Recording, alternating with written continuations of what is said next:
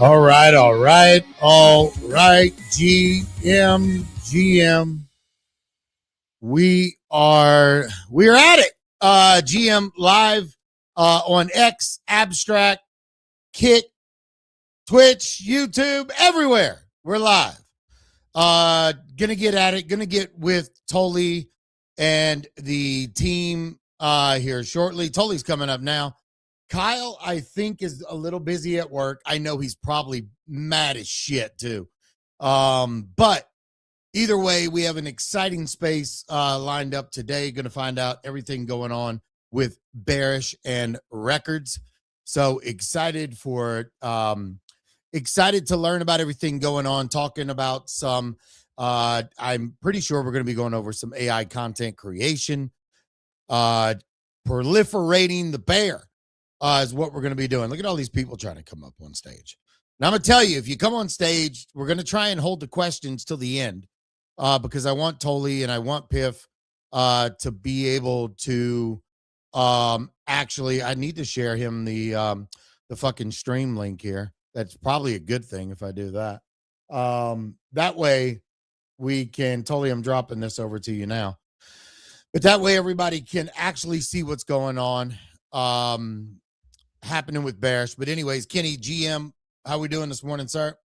Yo, doing good, man. Doing good. Excited to hear what's going on with Bearish. Yeah, so am I. Kyle, are you up here with us? Yeah, I am. I don't know why, but here lately, every time I join a space, at least once, if not 2 or 3 times, you get rubbed. Well, I'm hearing you talk live, and I'm also hearing the recording as if I'm still in the audience on the delay at the same time. Oh, okay. Every single space I've joined recently, Do you have headphones on? Or any others. AirPods, yeah. Yep, that's what it is. Huh. Well, I just have to cycle a couple times, and then I make it. Yeah. Well, all good. I know you're busy. I know you're at an actual job, so is what it is, and we'll figure it out. But if you're just now joining us, make sure you repost the space, drop it in all your chats, share it with all your friends, because it's time to get the bear on the timeline. And we're going to find out about all those earnings and everything from there. Tolly, are you ready to go now, or are you just sitting in here with us just chilling for now? I'm just chilling for now. I think we had mentioned closer to like 11:45, 12. We'll do the stream part. Cool. Okay. What do you, Yeah. That sounds good. Okay, cool. Cool. You can listen to Kenny Powers' market report and me imply that Jesus has questionable sexual ethics for the first hour of the space. Yes, and also additionally, we can just discuss, like the like some kind of high level stuff with this campaign, what it actually means for Bearish and all this stuff, at the before we dive into the meat and potatoes. Yeah. No, sounds good. Piff, I just sent you the StreamYard link, so whenever we're ready, you can come in on the stream as well. And I know we're going to be sharing a lot of different stuff. And did you send that over on X, Discord? Yeah, I sent it over to you on X. All right. That should work. For some reason, it populated kind of weird, but I don't know. We'll see what the fuck happens. But more than welcome to jump in there. Whenever you guys do come on stream, just mute there, and then we'll just use audio through spaces. So, but anyways, Kenny, while we do have some time, let's get to it, because like Jatoshi has been crying all morning about how Bitcoin's just tanking. What's actually happening? So we can get through some market stuff here pretty quick. Yeah, no, we're seeing a pretty ugly downturn. Bitcoin did slip below 76,000 earlier this morning. It has since rebounded a little bit, but it got down to about 75.7 is where it kind of bottomed at in the lower time frame, at least looking at it, But yeah, ETH 2273 down almost 2%. Solana down 2.15%, back down to 83.38. Pretty much right across the board. There isn't really much going on the positive side of this current market. BitTensor is up about 2%, back up to 254. So one of the few coins green on the day. Hyperliquid sitting at 39.76, down about 6% on the day. So and Zcash at 335, down about 7%. So some of the top alts are performing pretty bad right now. Majors kind of slipping. Looking at the equities, kind of a little bit of the same situation. We're seeing a dip on NASDAQ, down 307 points, and the S&P is down 50 points. Tech is selling off a little bit here. There was a little bit of FUD around semiconductors, AI, because OpenAI, I guess, something about their numbers not looking that great. NVIDIA had great numbers. It actually pumped pretty hard yesterday, but it is giving it back down about $7.43 over the past trading session since this morning. So yeah, we've got 5 of the 7 magnificent the Mag 7 are reporting earnings this week, so we'll see how that goes. Could be a little bit rocky. Big news, I guess the biggest news is UAE is looking to leave OPEC to ramp up their oil production, which is kind of trickling into other markets, although looking at crude and Brent, they are slipping a little bit, which is good. Like oil is coming down slightly, but where does that land us? Because it did pump earlier this morning, but it's coming down ever since the OPEC announcement. I believe that goes effective on May 1st, from what I'm seeing. So we'll see. Yeah, looking at NFTs, a little bit of drop off in volume over there after the weekend pump. Boarded still sitting at 9.69. Pudgy Penguins at 5.3. So the top collections are doing pretty good. But the key indicator to me is the sales. $424,000 in Bored Apes. About 245 on Mutant Apes. CryptoPunks at 210. And Pudgy Penguins at 191,000. Not the $1 million numbers we were seeing from the weekend on particular collections as far as volume goes. Bro, shit was going wild over the weekend. I mean, people were they were going crazy over the weekend. Yeah, it created a frenzy on the timeline. People started picking up different collections. I guess probably one of the bigger winners over the past 24 hours is Goodfellas, or Deadfellas, I'm sorry. I believe they were up, getting close to like 0.2. I don't know. Betty is. Yeah, that's news on Betty coming back. Right. She had stepped away from the brand for a little bit to focus on some IRL stuff. And now she said that she stepped back in. Her husband is the co-founder of the brand. And so she announced she's stepping back in. What it does for them, I don't know. They've been really quiet. What's the floor price on it right now? 0.1699, up about 81%. There's been 100 sales. So, I mean, definitely received well the message from them. Yeah, and the floor price is up to just under 0.17. So good to see that, founders, taking accountability and trying to push their collection in the right direction. After it's fairly been dormant for quite a while. Deadfellas, not a whole lot of volume over there in the recent year or two. But good to see them kind of starting to run back up, and we'll see how that plays out for them. And maybe I should disappear for a little bit and come back. Hey, bro, it works for some. Some founders, though, they disappear and then they come back and they're like, why are y'all mad at me? Like, I didn't do anything. Like, I just took a break. Don't do it, Tolly. Yeah, don't do it, because I will jump. I've already been down this road, so don't do it. Stay right where you're at, locked in. All right, go ahead, Kenny. Yeah, but other than that, just relatively low volume across the board. But sustaining the prices from the pump, and that's a key indicator. Is it wasn't just a 2-day pump and then prices went back down to where they were before. Azukis are still holding over 1 ETH. Mutant Ape sitting at 1.6. Like some of these mid-tier collections are lower in value as far as like the price of entry. They're holding the pump relatively well, only slipping a little bit, a few percentage points as far as they go. But yeah, bro, 30 days ago, you could have gotten a Mutant and M1 at 0.7 ETH. Like I think some had actually gotten weaved at. I'm trying to look right now, 0.73. I'm seeing 0.72. Like you could have got it almost at 0.69 ETH for a Mutant, not even 30 days ago.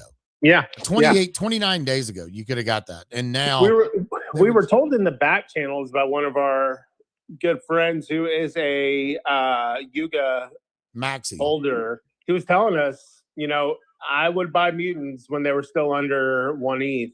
Yeah. As Bored Ape started to catch some bids. And he was fucking right. We would be up pretty nicely if we would have listened to him. Unfortunately, I did not. Yeah, this is my great listening. But Deadfellas at 0.17, holy shit. It's crazy, bro. Crazy to see that. I'm waiting. When are we going to see the Cool Cats revival? Like for the 18th They're time. 0.21. What, right? Cool Cats? I think so. Get out of here. Why? It's like the 18th owner. They've Bro, dropped. even subducts have come back to life. Dude. Well, What's that's next? There's a rumored Monty's CEO buying. Yeah. or a buyout. Yeah, Monty put out a post that said he's in talks to buy it. Like, I think that was kind of dumb because if he doesn't buy it, then all these people are going to be pissed at you, you know? Yeah, but I think he was saying it for transparency, because it was rumored. So I think he addressed the rumors more so than anything else, which is pretty cool. I mean, look, that collection, if you remember, like the prices subducts were going for back in the day was fucking ridiculous. I'm talking 4 or 5 ETH and higher. What is K9? Jolly saying K9 is up 53% on the 24 hours. Is he talking about the one by Simple Farmer? What is that one? I'm that not K9? sure. It's the dog one on Ape Chain. Or it's on You're talking about Pixel Pups. Pixel Pups. Simple Farmer one. Is he talking about that one, or is there like a K9 on Abstract? It's not that one. I can tell you that. I don't know what K9 is though. He's got to be talking about the one by Simple Farmer. What is this Legacy League on fucking Abstract? That's 0.06 ETH. Does anybody know? Yeah, he did say it's that.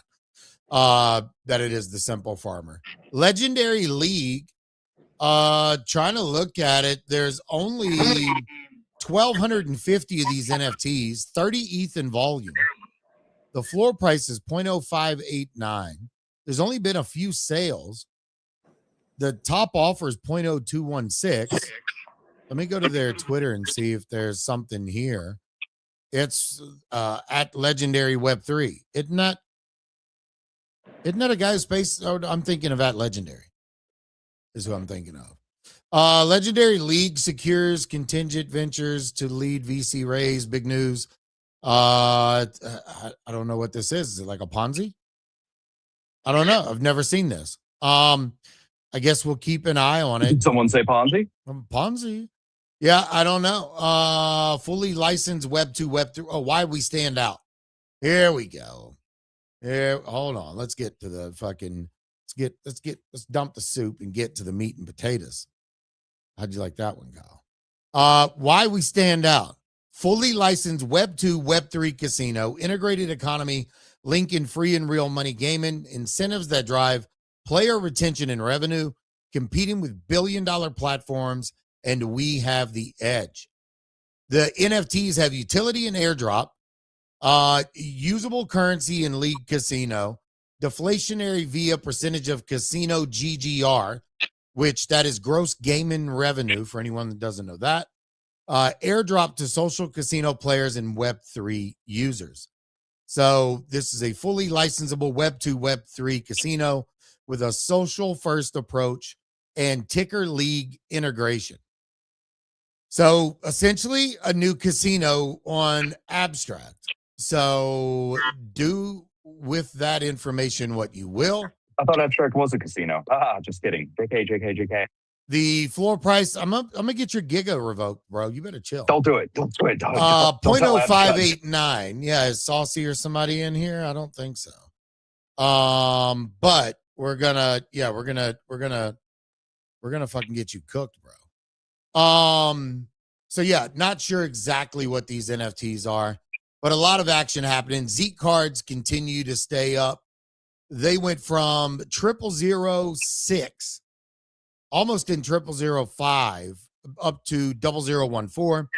It's only $3.18 per card, but we're starting to see more and more sweeps come across and more conversation around Zeke. So with TGE coming for Mega ETH in 2 days, hopefully we see some information from the Zeke account about migration and all of that, between the next few days. And then golly gosh, campaign Jesus, launch. if only someone was here who could comment on that. Yeah, but we're not here to talk about Zeke. We're here to talk about Bearish true. and records. So, but yeah, some decent sales, like a Bearish card sold for 0.0134.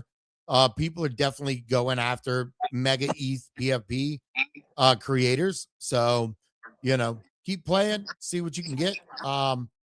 As far as that goes, what else is happening, Kenny, in the market? And then we'll kind of go through the stage and probably the biggest story from yesterday was the scam altman coin, was created yesterday, ran up to 17 mil at the peak. It's currently trading at 8.8 mil right now, but crazy fucking cook.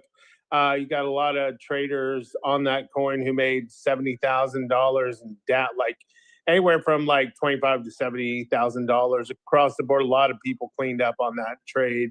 We'll see how it turns out today, but $32.5 million in less than 24 hours on a meme coin is. I think he keeps talking about it, bro. This is a 2 to 4 week trial. And then it goes to the judge. And I think Elon, like he keeps leaning into the scam Altman stuff. It's just a matter of when he tweets about it. You know what I mean? For sure. No, yeah. I mean, so I think at 9 mil, I think the coin has legs left in it.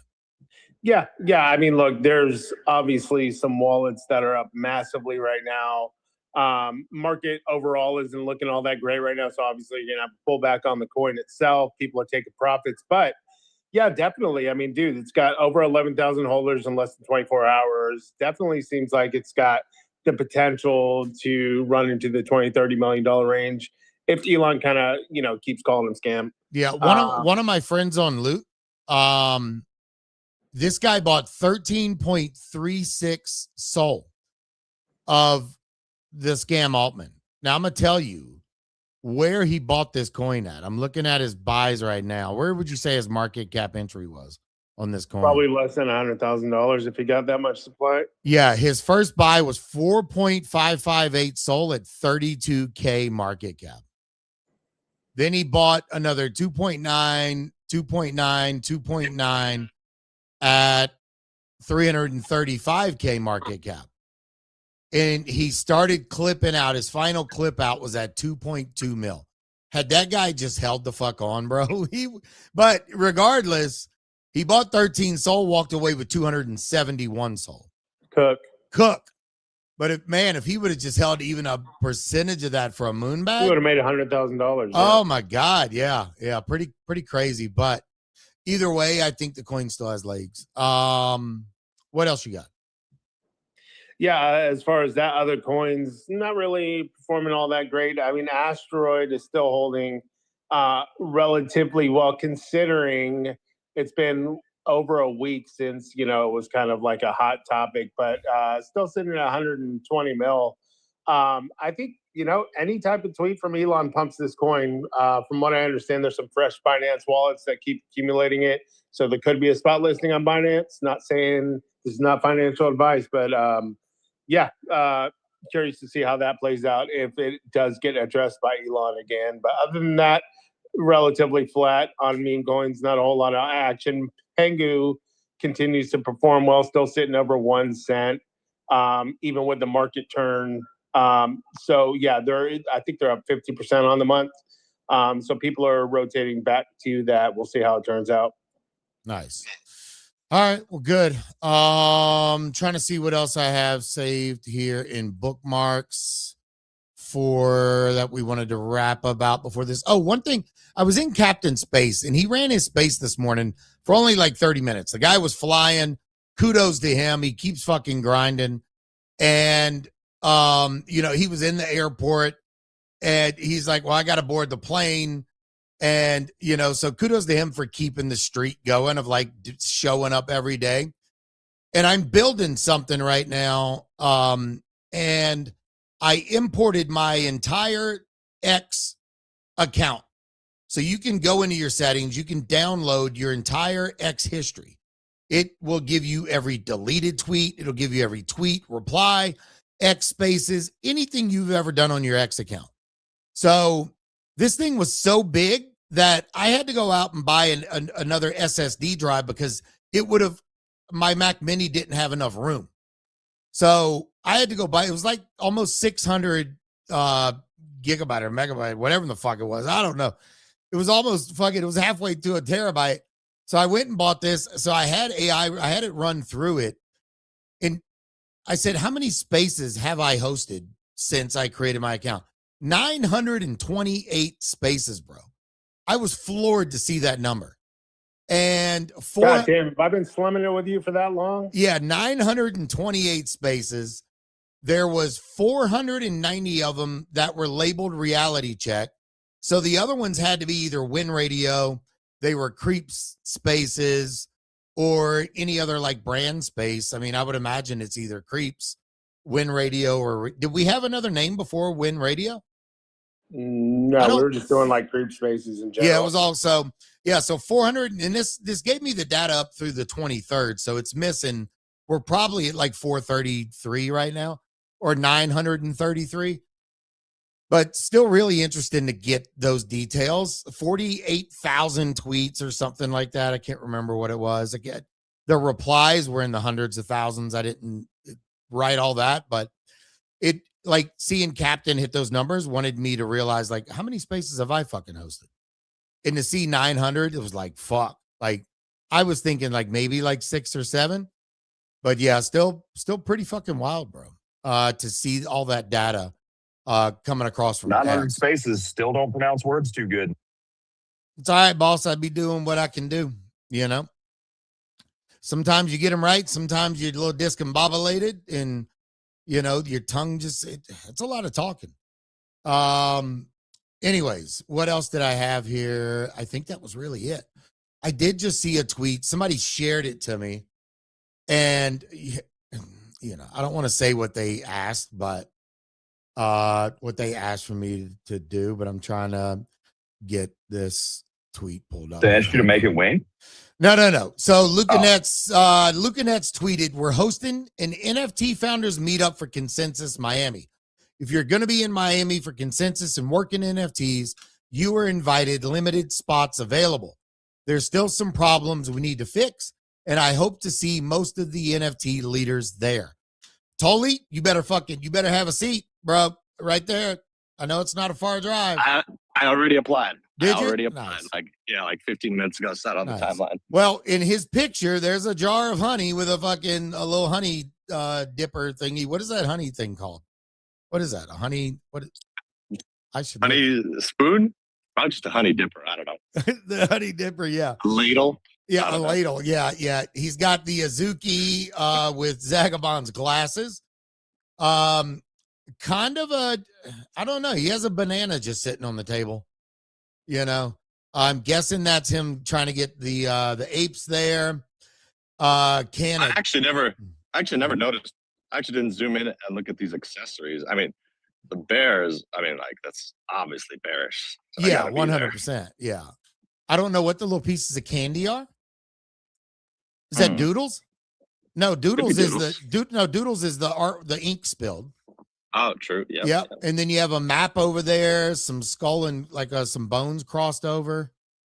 And then the 3D glasses. Candy Labs? Wasn't it Candy Labs that ran Retardio into the ground? Oh yeah, Candy Labs could be one. Yeah. I'm guessing is that Meme Land for the map? Who else would be the map? There's map and a set of bones. Obviously, the headband is his headband for his NFT. And then there's some 3D glasses. I don't know if that's when I see 3D glasses, I think a D's CryptoPunk. So not really sure, but I'm glad Bearish is going to be at the table. It'd be cool to get some insight into what that actually is going to be. But I mean, it's good to see leaders of NFT brands stepping up. Like I never understood the the PvP of NFTs. Yeah, it is a competitive thing because you want to have the highest floor price, but man, like. No, but I agree, dude. Like the bear market on NFTs has been actually so cool because it's way like, I don't know, NFTs broadly is like a community now instead of a bunch of tribes just kind of fucking competing with one another, right? Yeah. Well, I think it was everybody's favorite poll. You know, everybody says that the NFTs were the best poll ever. And everybody wants it back so bad. And we thought we were going to get it back multiple times, right? It's like, fuck, what's going on? Yeah. The problem is most people are still holding on, hoping to just give someone exit liquidity. You know what I mean? Just to dump their bags and get out of positions they've been holding for 4 years. Bro. And they're all stressed and don't want to position themselves in other newer brands like Bearish or a lot of the things that are on Abstract, we're going to see them coming on Mega ETH and new NFT brands that are even on ETH itself. So like the amount of GVC and stuff. hours I spent in Discord grinding for fucking whitelist spots. I remember Hate Beast in particular. Hate was one that was fucking, dude, you couldn't even get a fucking word in that fucking VC or their Discord because the messages were coming in so fucking fast. Obviously, that was a super hyped up kind of Pico top of the NFT bull run. But yeah, grinding for fucking whitelist spots and fucking Discords, bro. This shit was crazy. It was like any new mint that came out was instant 1 ETH or higher. It was a lot of fun. That was a lot of fucking fun. Yeah. Yeah. And hopefully we get some sort of, run back to those type of that type of euphoric feeling in NFTs again. I think we will. It's just a matter of time. Yeah. Yeah, it's coming. And we said it at the beginning of last year, like NFTs are not going to boom like they did in the past. Like it's not going to be, one day will we see 100 ETH apes again? And will we see like this euphoric moment? Possibly. But it's the brands that have the founders that show up every day. It's the brands that are trying to innovate, think outside the box. And now we're starting to see brands that are collaborating with other IP. And that's the biggest thing. You're seeing so many brands go into other side, and it shouldn't matter. Like I think inside of other side, I think there should be a world built where Bearish have a hangout, where Creeps have a hangout, where you go into this one portal and all of a sudden it's like this penguin fucking cold front part of the other side. Like there should be a spot for everyone in a world like that. And, I don't see a problem with people leaning into what other side's building. Like you're literally. They certainly keep incorporating more and more IPs in, right? Yeah. I mean, you're seeing projects all the time launch avatars into the other side. So yeah. I think it's bound to happen. Yeah. And I'll stand on business right now and say I emphatically believe that we're going to get back to very high numbers on at least certain NFTs, right? I don't know if it probably won't be exactly the same vibes as before. Where it's just pure speculation. But dude, I mean, like the idea of, and I say this all the time, I've said this, if you guys have heard me say this in other spaces, sorry, I'm going to repeat myself. People love to flex on each other. People love vanity items. People love to, have something that shows their status or whatever. So, NFTs existing at different price points it's a no brainer. I mean, women will pay for Birkin bags, men will pay for Rolexes. People are factually more chronically online with every passing day. So it only makes sense that digital identity and vanity items in a digital format will continue to grow in relevance. Yeah. But I mean, my daughters and not my daughters, my youngest daughter and her friends constantly share Bearish and Pudgy Penguin gifts back and forth with one another. Like every day they're using one or the other in messages. It doesn't matter. Like it's like turned into part of into part of their culture. Everything that they use. And I haven't seen much other IP. Like I don't go through her phone all the time, but I've seen certain bears popping up in her text messages, and it's pretty dope. And now we're gonna just see more and more creation of this, and that's why Tully and then and Piff are here to kind of especially on stream to walk people through, kind of give some tips, show people how to create content, how to do it. I have people asking me, how am I making my gifts? I'm probably making them the hardest way possible, but guess what? It worked for me. I can make 5 to 10. If I'm locked in, I can make probably 10 to 12 decent gifts a day. And that's me not really doing much else for the day. And I think that's pretty good. And I think right now I've got like 40 some odd gifts made, maybe over 50. And it's like it's a fun process, and using Bearish IP is it's a blast to make this with. So hopefully we're going to find out some new and creative ways to make art faster. And we can, start diving into this. Let's say GM to everyone else. And then, I think we'll get ready to start diving into this with Tully and Piff. Brad, what's happening, GM, bro? How you doing? GM gang, not too bad. Just getting ready to bring kiddo over to school here in a little bit. Checking to see what games are on today. I posted in the comments. Some rando posted a poly market airdrop checker, right? Which is like 100% speculation, totally not confirmed by the team or anything like that. But I would love for all of us to put good vibes out into the universe that is real and that is actually what the metrics will be. Because if that's the case, then like that'll be an insane airdrop. Like that will be realistically the only real money I've seen from an airdrop since the ENS airdrop. If you were here for that, so that could be massive. Do you think even minimal volume on that's gonna have like a decent airdrop? It looks like it, man. I mean, like I plugged in a couple of wallets, and each wallet was like allocated like 20K, Holy shit, bro. Yeah, dude. And so we'll see. I'm not getting my hopes up. I've been around here long enough to know and be very, very familiar with letdowns. So we'll see if that is true, because that's just based on volume and not anything at all with the rewards farming or any of that stuff that's been happening. This is like that checker looks like it's a pure volume checker. Wow. To see. Yeah. So if you've got any wallets on Polymarket, it's a fun button to press. Yeah. I wonder. Yeah. It's just, it causes hopium, and it's like what is he actually?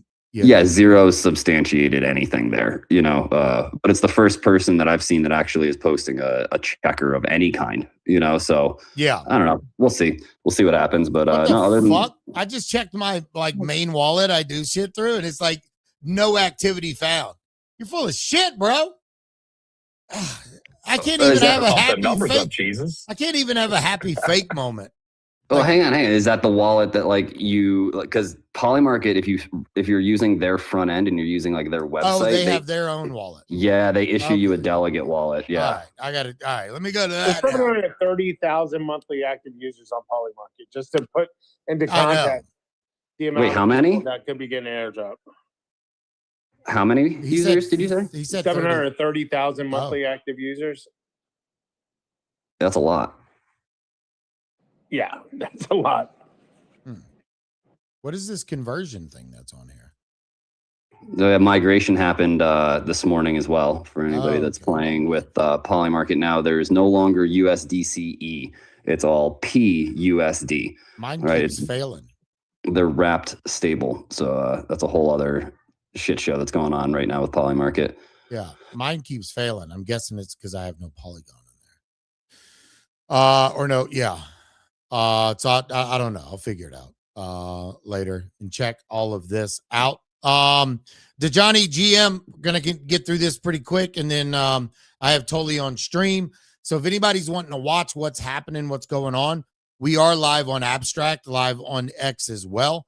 And if you'd prefer YouTube or Twitch, there as well. It's all just search for Jesus, and you can actually, if you're on the space, you can actually watch the stream at the same time as you're looking at this at the space. You can be on both, right? So if you click on the actual like Twitter stream, you can see what's going on and then also hear it at the same time. Okay. Yeah. Didn't know that. I didn't know they made that upgrade. Yeah. Or has that always been a thing? I've never been on the view and end of watching a stream. And if you pin your tweet about the video stream to the top of this space, then people can click on it and see and hear us at the same time. Yeah. Okay. I got it. Let's get Spike back up here, because I know Spike was requesting to come on up. Is Piff going to join us on stream, or is he? Piff, what are you doing? Are you joining Tully and I on stream, or are you going to sit down and just talk? I believe he's going to be joining. Oh, okay. By the way, is your space getting botted? I don't think so. How many? Why is it getting bought? What is it? No, it is. Holy shit! Holy fuck! Yeah, it is. Yeah, it's getting fucking smashed right now. Is that bad?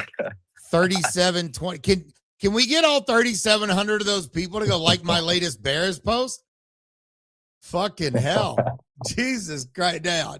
Trust me, I don't know how to do all that shit. So, whatever. We're gonna fucking roll with it.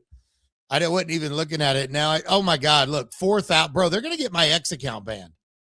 All I can say is please. Nah. The top like 5 spaces hosts of the regular spaces every day bought the living shit out of their spaces. They still show up every day, dude. I know, but Mario in the fall has Elon on speed dial. So like, or at least his assistant, one of them. So he can get his X account back pretty quickly. But yeah, I don't know what's going on. So it be what it be. But anyways, Tully GM looking pretty sharp over there. GM. Hey, is that an SM7B mic, but you have an orange yes, sir. thing on it? That's cool. I was just looking on Amazon yesterday to get a green one for myself. So I'll have to do that. Yeah. I haven't seen someone else with an orange cover. Bro, I just bought a new camera. That camera fucking broke last night. Now I got to get I got to remove this camera. But these are all the colors. I'll send you this. And perfect. But it's AURAY is who the brand is. But yeah, and it just pops off and clips on. You know, they say that the pop filter actually is worse. You get better sound without the pop filter. So without this thing? That's what I've read. But I don't believe them. I don't believe it either. Yeah, I don't believe it either. So testing 1, 2, 3. Do I sound better? No, you sound exactly the same. Okay, all right. Like they're full of shit. Yeah. Placebo. Yeah, exactly. So, but yeah, I'll send you the link for that because I think it was like $13. And nice. Yeah, it just adds a little bit and have the orange, the orange cable and everything kind of goes with the flow. But yeah, let's say hi to Spike because I know Spike's in here. Spike, GM. Hey guys, and hello to the 4K listeners, I guess. Yeah, I know. GM, how are you? Doing great, guys. Doing great. Happy to chat together. Super happy that we launched the record campaign with Bearish. Got it team. Super thrilled to have them on record and to launch that one together. Been having tons of chat with Tolly and the team for a couple of weeks. So yeah, it's a great day to create content around brands. A great day for Bearish, for records. So happy for all that. Yeah, I'm excited for it. Yeah. Yeah. I wasn't even expecting this today. I mean, I knew something was coming, but I wasn't expecting. I don't know what I was expecting, like out of it, like looking at the tournament rules, and we're gonna go over all that stuff, trying to determine, because looking at all the different ways you can post and create content, like the rewards are completely different for every platform. So it's really cool how you guys built this out, Spike. And I'm looking forward to, because I was looking for a register button. I was looking for like a sign up.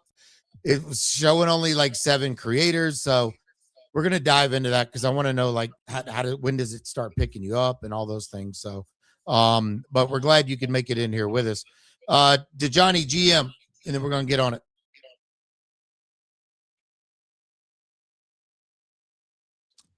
Dejani, I can't hear him. I can't hear him either. He's rugged. Sorry, Dejani, you missed your moment in the spotlight, buddy. Yeah. Go get back to work, Dejani. But anyways, Tully, if you want to take it away, and also throw your screen up here so you can share whatever you're wanting to share as well when we get to that point. So Piff's gonna share his screen. He's the okay. He's the one that cooks on that end. How do I do that? What do you mean? So listen, it's my first time using the StreamYard stuff. So. Oh, okay. So you see where you have the camera microphone button, and it's the button right next to the camera. Okay. And then just click that, and then hit share screen, share tab, whatever you're wanting to do. Jesus, can you pin the tweet with Twitter video to this space at the top so people can access it easily? Yep. Okay, Let perfect. me go to it. And totally. You guys are doing a pretty big campaign. Congrats again to Spike and you guys. Obviously, the first partnership kicking off on records. $1 million burr, huh? Yep. You boys are swinging for the fences here. I love it. That's a lot. Yeah, there's going to be. Yeah, I just met with Spike and Remy this morning, and we were talking about some Skunk Works stuff that we have working specifically for creating content.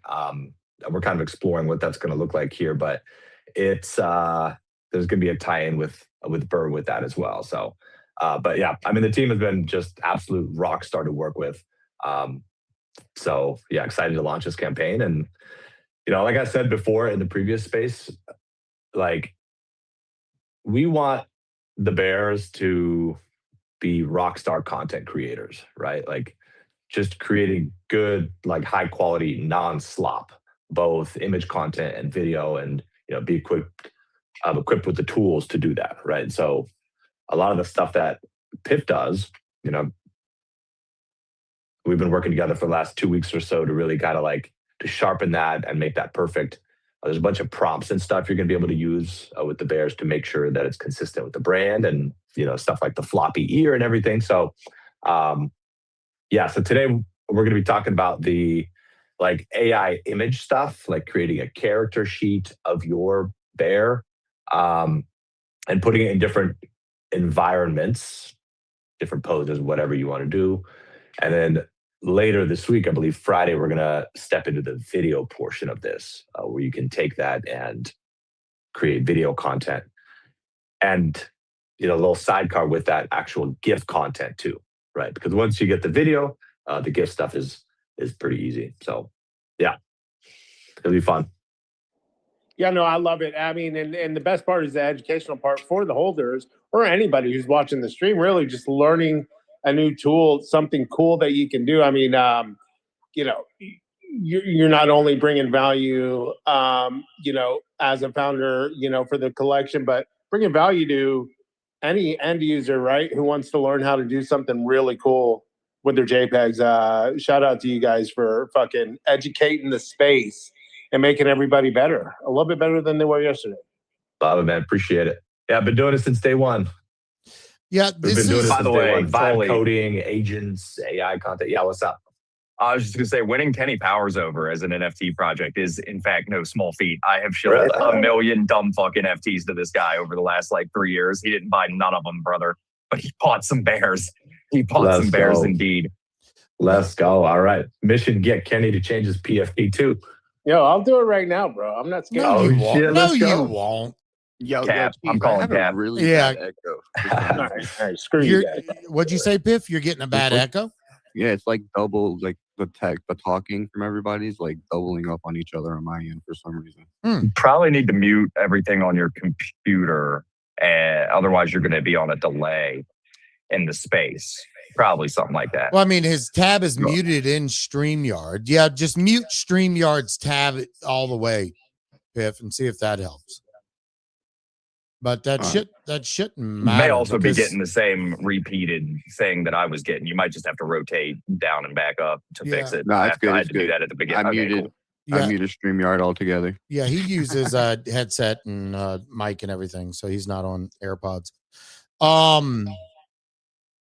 Yeah, totally. AirPod Pros, for the record. I don't like the way you just said that. I didn't like the tone of your voice, brother. Timu Pods, whatever they are. But to my point, I ask for brands to do this nonstop. Like, if you want your community to be out there using the IP, and as Luca always says, proliferating the brand, you got to give them the tools to be able to do it, because most people don't know how.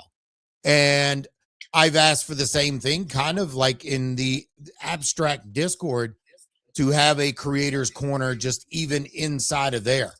And I know there's one guy who actually made an entire brand asset thing. He's getting everybody's brands. There's so many different things, but it's segmented. And it's like, you got to go here to get this and this and this. And it's not in one place. And that I think causes a problem when you can't just go to one place to create content. So are you guys going to be doing that? Is there going to be like a creator hub within the Discord or on the Bearish site? Yeah, so the Bearish site, we have a docs section, and we're going to be putting all of this stuff in there, just copy paste prompts, easy instructions for how to actually create this stuff here. So also, is this being recorded? Jesus? Yes. The stream. Okay, perfect. Yeah. So we'll have this stream in there as well. We'll cut it up and all that stuff. So it'll be a forever resource for the community. And inside of the Discord, maybe we'll open up a channel. We don't like to open up too many chat channels because stuff gets diluted. But we'll see. Well, and that's what I told the guys. I'm like, we don't need a chat where people can actually talk in it. This is just for dropping it's an informational channel, and that's it. You could have some links there that go to a website or just videos, just tools, images. Everything's there for the creators to digest and then take on their own and go build, you know. So yeah, it wouldn't be, because otherwise every channel you end up doing, it turns into everybody just dropping their tweets in, you know. That's it. Right. So you definitely don't want that. But anyways, so where are we going to go from here? Do you want to run through the Bearish tournament, or what do you want to go through right now? Yeah, we'll touch on the tournament, and then we'll so Piff, what we'll do is so the spreadsheet is I think it'd be best for you to just kind of like share your screen and talk. Yeah, I got that. I got the spreadsheet ready. But we don't need to share the spreadsheet itself. I think it'll be a little bit, kind of hard to read a little bit. But I think you can kind of like walk through it like live, creating the character sheet, whatever. Right? What do you think? Yeah, I can do that. Piff, your screen's live, so don't have no seed phrases, no book. Bro, we going for them Bears. If you fucking share it, getting the quirkies and everything. Listen, good luck. Dude, share your porn window. I want to know what your kink is. Burner wallet. Good luck. There's nothing in it. Yeah. Does that say grinder on the top? Let me zoom into this. Is that Jesus' profile? Oh my goodness. Hey, chill out. No, that's on onlybears.com. He said only Bears. Bro, that. Right, so go ahead. All right, so I'm gonna be teaching people how to take their Bearish like this in this style, and we're gonna convert it into a full body. And I do have a sheet it's a step-by-step guide.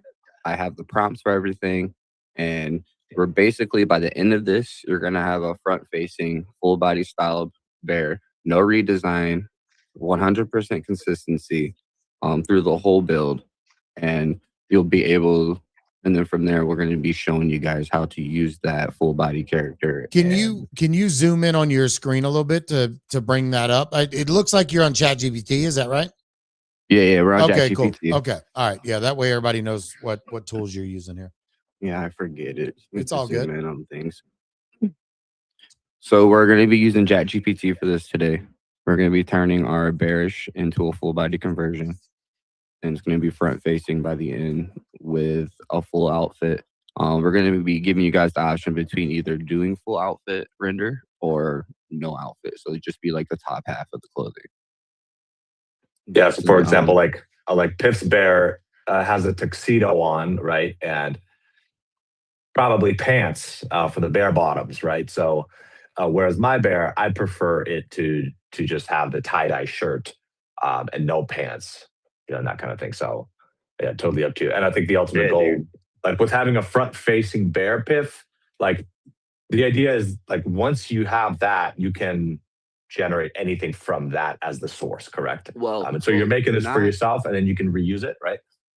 So when we get to the front-facing part of it, we're actually going to do one more step further, and we're going to take that front-facing character we just made, and we're going to convert that into a camera angle spreadsheet. Meaning that when we convert that to that, it'll allow us to get different angles of the bear from all aspects in a 360 view. And it'll allow you to take that spreadsheet when you go to make your scenes and then prompt in the camera angle that you want using that spreadsheet. And then your image will crop out in that angle. Got it. I don't know if people have seen the video that was recently dropped for the campaign. That isn't that right there is a reference of me using a camera angle spreadsheet on getting different angles and shots. Is that the video that you made? Yes, the video I made for the Bearish campaign. Oh, gotcha. Okay, yeah, that one's coming later to when we go to promote the video, the AI video stuff. So probably tomorrow or after tomorrow we'll post it. Okay. I wasn't sure Real if it was quick posted out question, yet or Kit. not. Yeah. Wasn't like the only way you could do this type of stuff previously, like Blender? Like, has AI just changed the game as far as like creating 3D renditions of stuff? We're not getting into 3D today. Okay, but yeah, we're strictly sticking to 2D right now, because we're trying to stay on brand with the concept, and then the outlines, colors, and then making sure like your outlines and shadings are correct. Yeah, he So was we're gonna start this. he was just curious about it, like how AI has changed that whole creation process though for 3D assets. Like, is it making it easier? Because I seen a post where you can now have Claude and there's skills where you can use it within Blender, like some pretty insane stuff that's coming out there. So AI today, I'll put it this way to answer that question. You can take the full body image we're going to create, find an AI tool, put that into that tool, and it will create you a 3D model of that character. So like that's how depth AI has gotten today with creating and like getting into 3D aspect of things. And it still progresses every day. It changes every day. It evolves every day. yeah. And like the more you get into AI, the more things you learn with it. And once you get into that 3D aspect of AI, you're gonna have a lot of fun. I will say that, but let's not get into it fully. Yeah, no, we won't. All right, let's continue on here. How are we making our full? We're basically making a storyboard of our PFP. Is essentially what we're doing, correct? So basically, it's not really a storyboard. I wouldn't call it a storyboard. We're basically going to decide the bearish reference approach that you want to apply during the process to convert the image into a full body reference. Sorry, do you mind zooming into the spreadsheet as well? It's really hard to read. Is that better? Just a little more, maybe 2 more blips. Okay, cool. So we're going to decide which bearish that you're going to. So if you have multiple bearish, only one bearish, decide which bear you're going to use for a reference. Tips for best results on creating this. It's basically we're going to be turning this into a full body character conversion guide, and then turning that full body into a camera angle spreadsheet that will allow you to basically create any image after that into a scene from any angle that you want it to be in. Now, in order to get this going, select your bear. Tips for best results: front-facing or mostly front-facing characters work best. High resolution, no blur, no pixelation. Clear view of clothing, colors, accessories, simple or uncluttered backgrounds. So, meaning uncluttered background, simple background, just a solid color. Works best when creating scenes or creating a full body conversion. You want to avoid extreme side angles. So if you have a picture of a bearish, say, looking from the front, but the camera angle is directly on the side, you're not going to be able to create a front-facing full-body conversion from that because it's not going to be able to actually see the front side of the bear. Now, extreme side angles, harder to correct. These are what we want to avoid. Cropped. If people just use the bearish NFT picture, is that like perfect? Yes. So everything that we're doing on this spreadsheet is strictly a strict guideline tied to strict bearish concept and nothing else. Cool. But we don't want no heavy shadows, no hiding features, because like our crop faces with missing details, because like if anything's missing in that aspect, the AI will literally just do what it wants and it'll create nothing that you're trying to create. Now these are just all the individual prompts, correct? Well, all this? Yes. No, this is me going step by step my workflow process of how what I avoid and tips for best results and stuff like that. Okay. All right. Cool. For step 2, we're going to pick the bear that you selected. So for me, I'm using my tuxedo bearish. This is the first bear that I got when I started doing the streaming mentorship stuff with bearish. So we're going to be using this one today. Now that you selected your bear, it's time to, oh God, what happened here? Why did it do that? I'm just going to do this. All right, now that you have a bear selected, it's now time to generate a full body style of your bear wearing full outfit or no clothes, depending on which bearish you're using. Because you got some bearish in the collection that don't have any clothes at all. Some of them just got like a little strap fanny pack thing, and then some are just naked. So define the goal before generating. Lock in mind what you want. You're wanting a full body, head to toe visible. You want it short / chibi portions. So it means it's going to make it short and chunky, like a bear should look. Front facing, looking at the camera, 100% same style plus the details. If you don't define these clearly, the results will drift. We're going to go on to step 3. So Piff, we could probably, I mean, like, I think most people will probably be like copy pasting a prompt, right? Yes. And then just dropping in their bear, right? So Yep. like the specific, I mean, I think it'd be good to touch on like the thinking behind this, you know, to educate people a little bit. But then like people will get like a copy paste prompt that they could use like universally, right?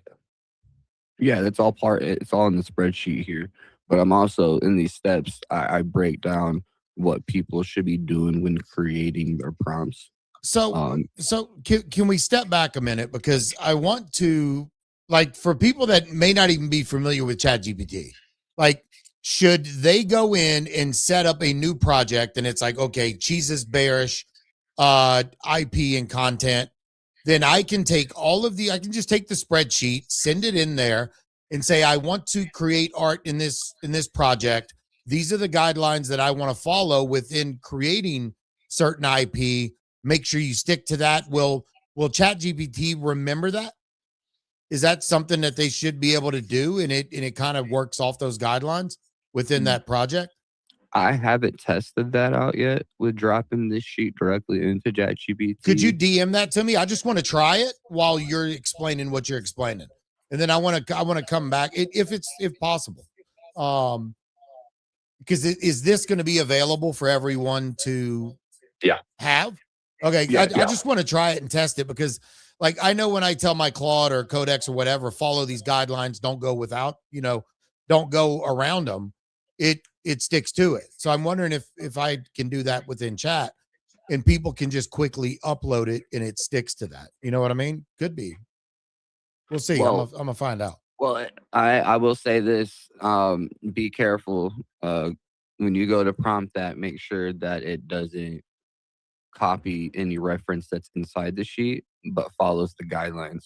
Because I do have prompts and examples at the end of this sheet that showcase some scenes and stuff that So I'm gonna do this right here, and I'll fill everybody in on what it does, and I'm gonna try and create one bear image doing something following those guidelines, and I'll let you know.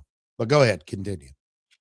All right, when we get down to step 3, this is going to be teaching you the guidelines on creating a master prompt for your specific bear, building a strong prompt, which is called the control system.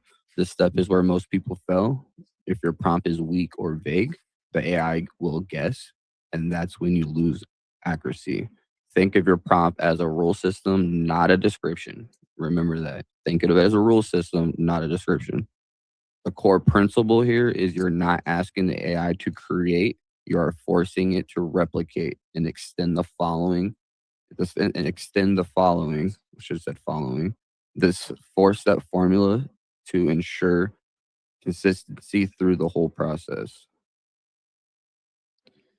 When going into creating your master, creating your prompts, we want to do number 1, identity lock, prevents redesign. This tells the AI not to allow to change anything, must include phrases like 100% identical to the reference image, do not redesign, alter, or reinterpret, preserve all details exactly. This is what keeps your character from changing style, face, or vibe. Example of a strong prompt. Where?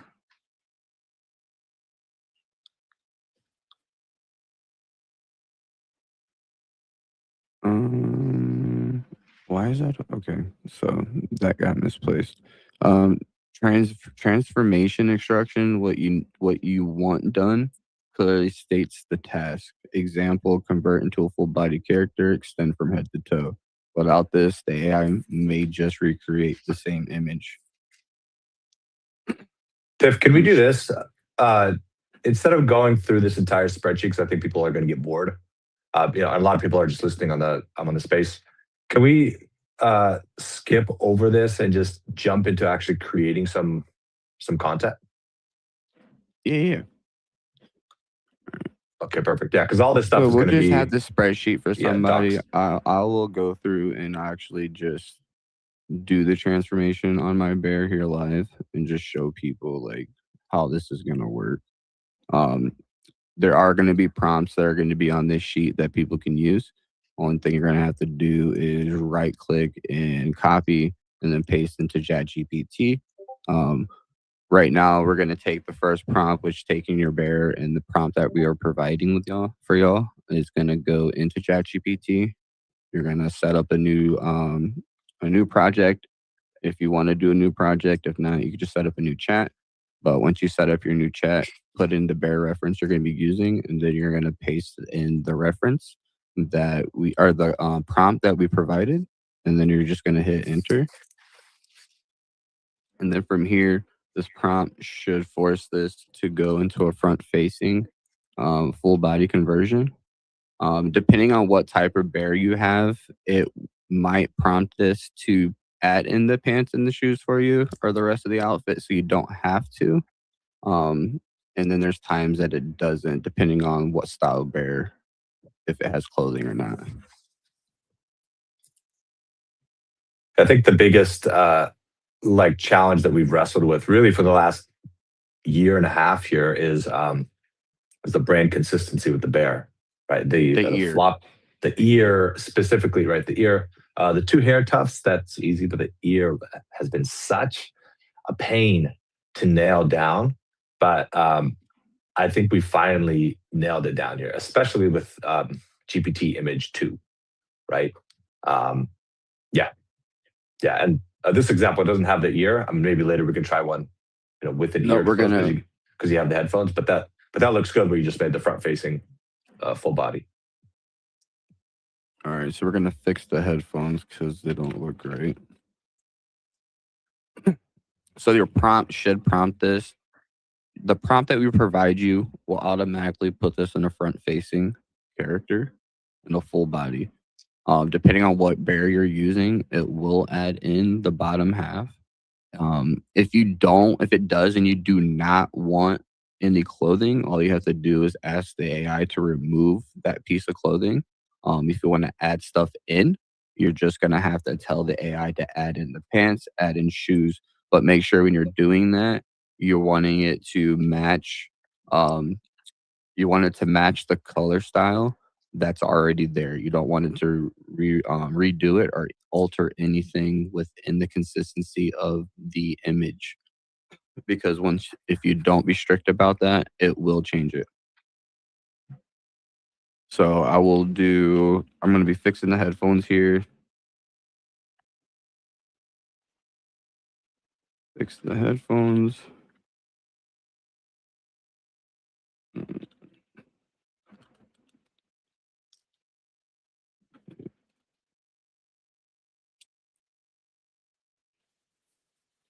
Now, all of this is just chat, right? Yeah, all this is strictly tied to ChatGPT. I'm trying to this first sheet that we're doing. We're trying to make it simple and easy for anybody to use within Bearish.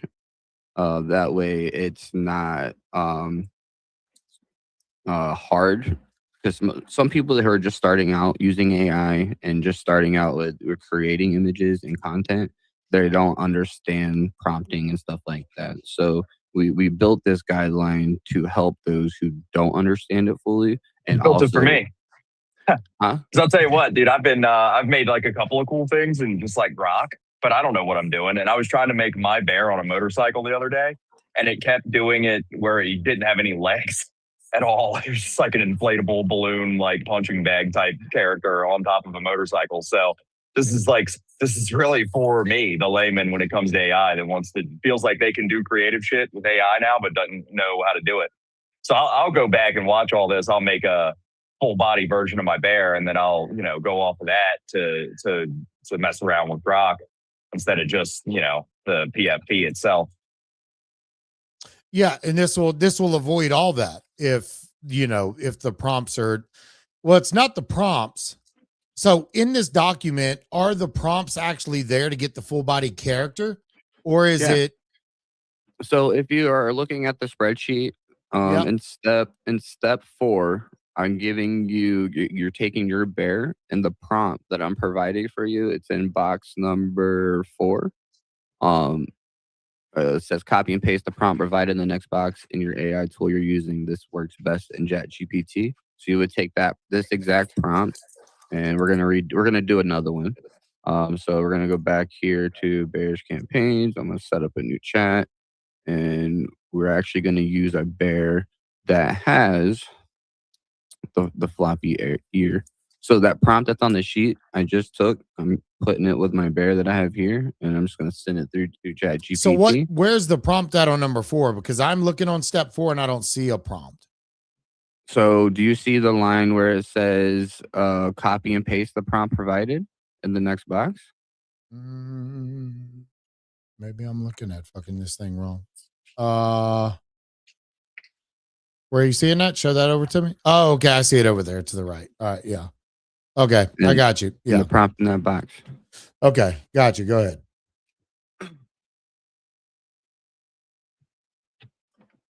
So we just used the bear with the sagged ear, the iconic on brand ear here for Bearish.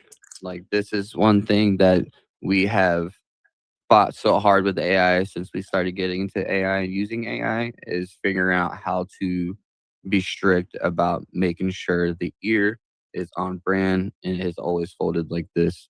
And in this prompt here that I provide, any bear that has the ear showing like this, it should 95% should prompt it to have the ear folded like this in a front style. Now from here, if you notice that the cheeks here are a little rounded here, but chunky here, all you're gonna do from here is you can ask the AI to fix the roundness in this cheek so they're more round and not chubby. So it's more of a rounder face. And then from here, you can also prompt in if you want to add in your pants or your shoes. So we'll add pants. We're gonna add in. I want to add. I feel like if there's little details like that, like where like the cheeks might be a little chunky, not really a big deal. It's really Do you like, see how like one's rounded though and the other one's not? yeah, Yeah. I think that's okay. Yeah. Okay. Yeah, that's fine. Scotty came at me hard with my bear when I originally created that one. And he Kyle was coming at me pretty hard too. Because your bear was type 2, brother. Hey, listen, when I get done going over this, I'll show you guys what I've been working on with my own bears lately. Nice. Yeah, my bear was missing his legs because anyway, insulin joke. But from here, I'm gonna add, because this right here has the business attire, the shirt. We're gonna add in a pair of pants because for me, I like to add pants to this bear. So we're gonna add a pair of dress pants, and shoes that match the color of his tie. So we're gonna have them be the same color of his tie. And yeah, I think that's what we're gonna do here. So it's important to spend some time on this like initial stage here because it basically becomes the foundation for all the future stuff, right? Yes, because when you're looking at the sheet and you get down into step 6, that's where I start teaching people, because after you make your full body, the front facing, I start teaching people how to control the portions. So like the cheeks, the eyes, the nose, the hands, if they're supposed to be paws, making sure it don't have fingers, making sure that it has the 2 tusks up top and stuff like that, making sure that it's short, chubby, and round, and not human long-legged type stuff. That's in step 6. That's where you're going to actually redefine and double check to make sure, like, you want bigger head, shorter legs, compact body, slightly chunky, cute portions. You don't want long, realistic legs, tall portions, skinny, stretch body. If it looks too tall, say shorter, chubby portions again, and it'll make it shorter. But now, when you get down, after you do that in step 7, this is where it gets down into the nitty gritty, where you have to identify what already exists, because like the head shape comes into play.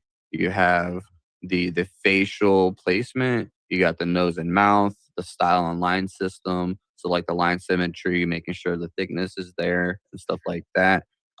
If it has the ear, if it has an ear or an accessory, making sure it's on detail with that. If it has the folded ear, and make sure it has it's prompted with the folded ear. Color rules, edge softness, like this guideline goes over everything, teaches you on what you need to identify on what's missing, on identifying what you want to add. It teaches you how to go through and ask yourself if you're missing anything, like is it full body visible, are legs visible, pants visible, feet and shoes visible, does the outfit feel incomplete?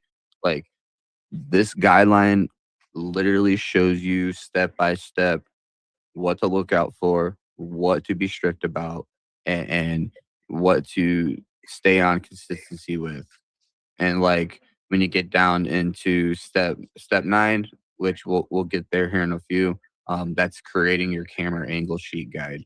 But from here, we'll go back to this picture real quick. With the bear that we just had, we added it in the dress pants, the shoes to match the color of his tie.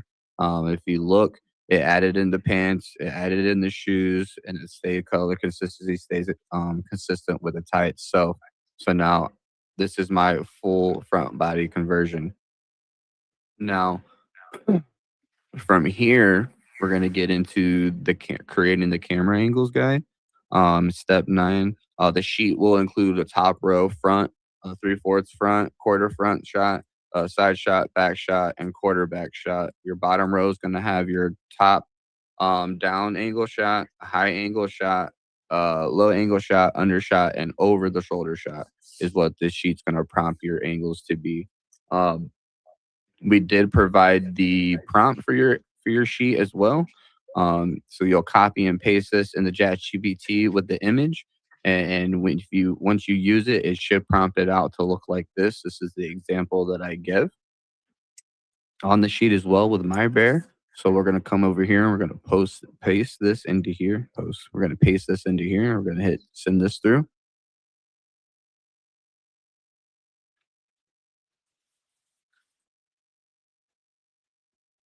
Now, every one of these prompts is just for the 2D images aspect, right?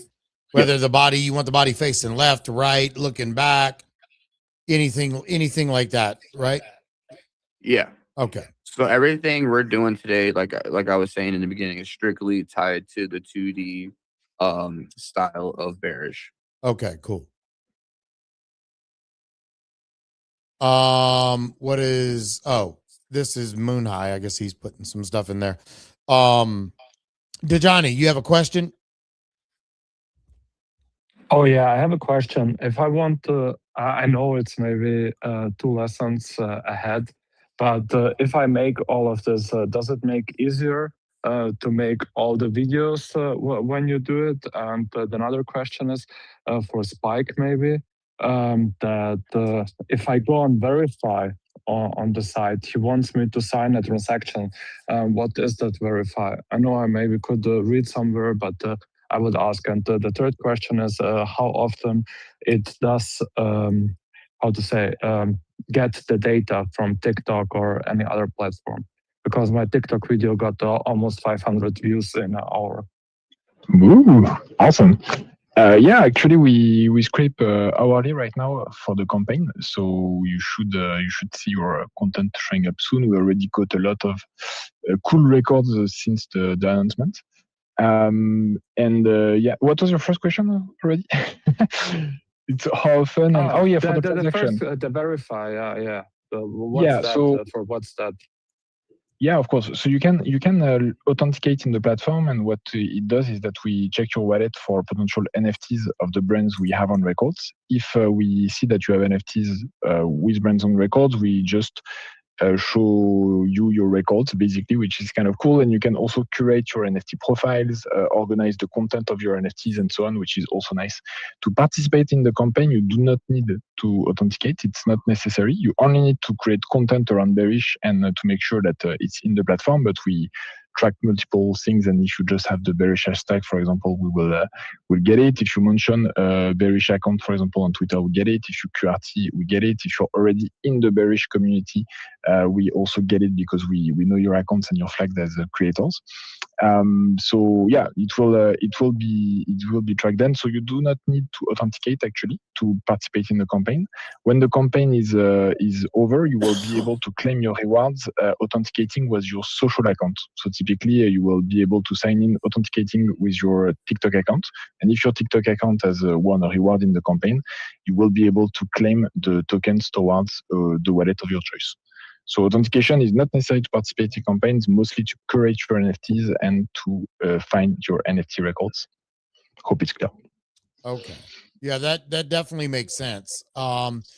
Because like for me, I'm still waiting on mine to come across. So right now, like I see where it shows. Let me refresh here and see for competitors. So it shows 24 competitors, and in order for you to show up as a registered competitor, your NFT has to be verified on the platform, right? Within your wallet connections and all that. No, not even. Yeah, as long as you created a social post and you about Bearish that we quote, you will actually your post will be there with your social account listed. So if we quote a post related to Bearish during the time span on a specific targeted platform, you will be automatically entered in the campaign. You really have to do nothing except posting your cool Bearish content. And for your post, it's probably still coming in. We're currently scanning everything since the announcement, so it should be there soon. Nice. Okay. Yeah. No, I mean, I see my GM post there. So, yeah. No, this is really dope. I like it. This is really cool. Do we want to? Where are you at right now, Piff? I see you're at the full image. So of the bear. we just took our bear and took the bear image that we created, the full body, and we took the prompt for the camera sheet angles, and we ran it through, and we actually got the same sheet that's on our sheet guide. So it will prompt it out to look just like this, and this is what you'll get prompt out. It's very strict for the camera angles, due to the fact of the ear. This goes back to making sure that when you do run this prompt, things are staying consistent. If you look here, detail-wise, the ear is folded to the front. A quarter view, it's folded. Side view, it sees the other side, which is the ear that's not folded. Back side view, you got the little fold in the ear. Quarter back side, you still got the fold a little bit of a fold in the ear. So it might look like it's not folded, but it is. Yeah. Yeah, and top down. That's the hardest part, right? The folded ear. Because Scotty made a point on that too. Yeah, it's very. This is something. Me and Phil actually, when we first got into doing the AI stuff, we were trying so hard to be strict about that. And no matter what we did, the tools we were using, the bots would just not stay on course. Since then, AI has evolved, and it evolves every day. And they've coming out with stuff to the point where like now we can actually have strict guidelines for it to follow, and I'll actually follow them. So we were able to actually spend the last 2.5 weeks, like Tolly said, figuring this out. Me and Tolly's been back and forth in DMs just about every day, sending prompts back and forth, reconfiguring, redefining, and making sure they're strictly strict to the Bearish brand. So we made it happen, and it's so far everything that we've run through it, everything comes out like it should.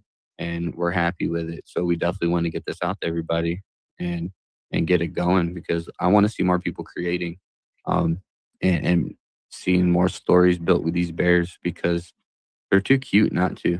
People shouldn't be hiding them. They're Yeah. hibernating, y'all. They ain't hide. They don't need to be put away just because they're hibernating. I'm trying to Get them out there to the world. You know? Yeah, 100%. Like, I mean, I try and use my IP in every single thing that I do. As far as with tweets, and that's why I started making all my own GIFs, and I can kind of walk some people through what I kind of do there. And then so this is what I was just literally just doing in chat. I took the file, I saved it as a PDF.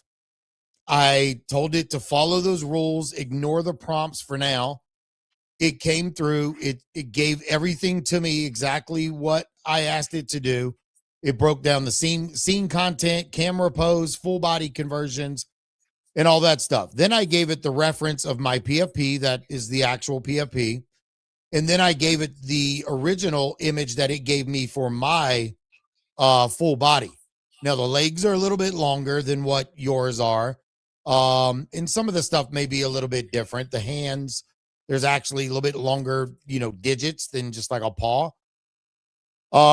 It did all that stuff. So it took the original NFT in the full body. And then I just started saying, I say, give me an image of my bear holding a sign that says Bearish X Records. It gave me that. Then I said, give me a few images of my bear sitting at a desk ready to host a podcast. That's it. And it came up right here. It pulled up the Bearish. It said Bearish Podcast. The brand in there is not the actual Bearish branding, but it still gave me multiple images through that. Then I said, give me an image of my bear holding honey jars. So obviously the middle jar is like tucked in the hoodie. And that's where it comes in, where you redefine. Yeah. Like before you accept it as a full image. Yeah. Like example, with that bear with the honey, all you would have to do after that is remove the middle jar. Yep. And boom. You have him holding 2 jars, the hoodie pockets fixed. There's nothing inside the jacket poking out. You got a solid image right there. Exactly. So then I said, give me the bear using the PDF I gave you, and give me the camera angles of my bear. And it said, which image do you like? So I can choose which image is better. It lets me go through and pick it. It has everything there.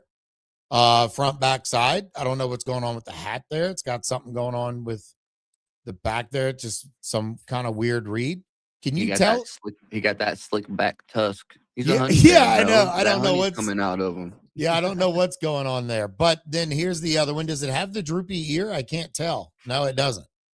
No. So see, it's not following the guidelines within. So sometimes you're going to have to correct this. And I run into this issue all the time. And you'll have to say, hey, reference the PDF about the ear. So I think if you now turned around and opened up a new one and you followed it step by step without posting that into ChatGPT, you'll get a whole different result. What do you mean? All the way around. So like me doing what I did here, step by step, taking the bear, converting it into the full body, step by step in one chat without having to post the whole PDF or link into it. You know what I'm saying? Yeah, I was just giving the PDF to it to see if it would remember and build my pictures in the future, based on the guidelines that the PDF sets. Not the prompts, but the PDFs.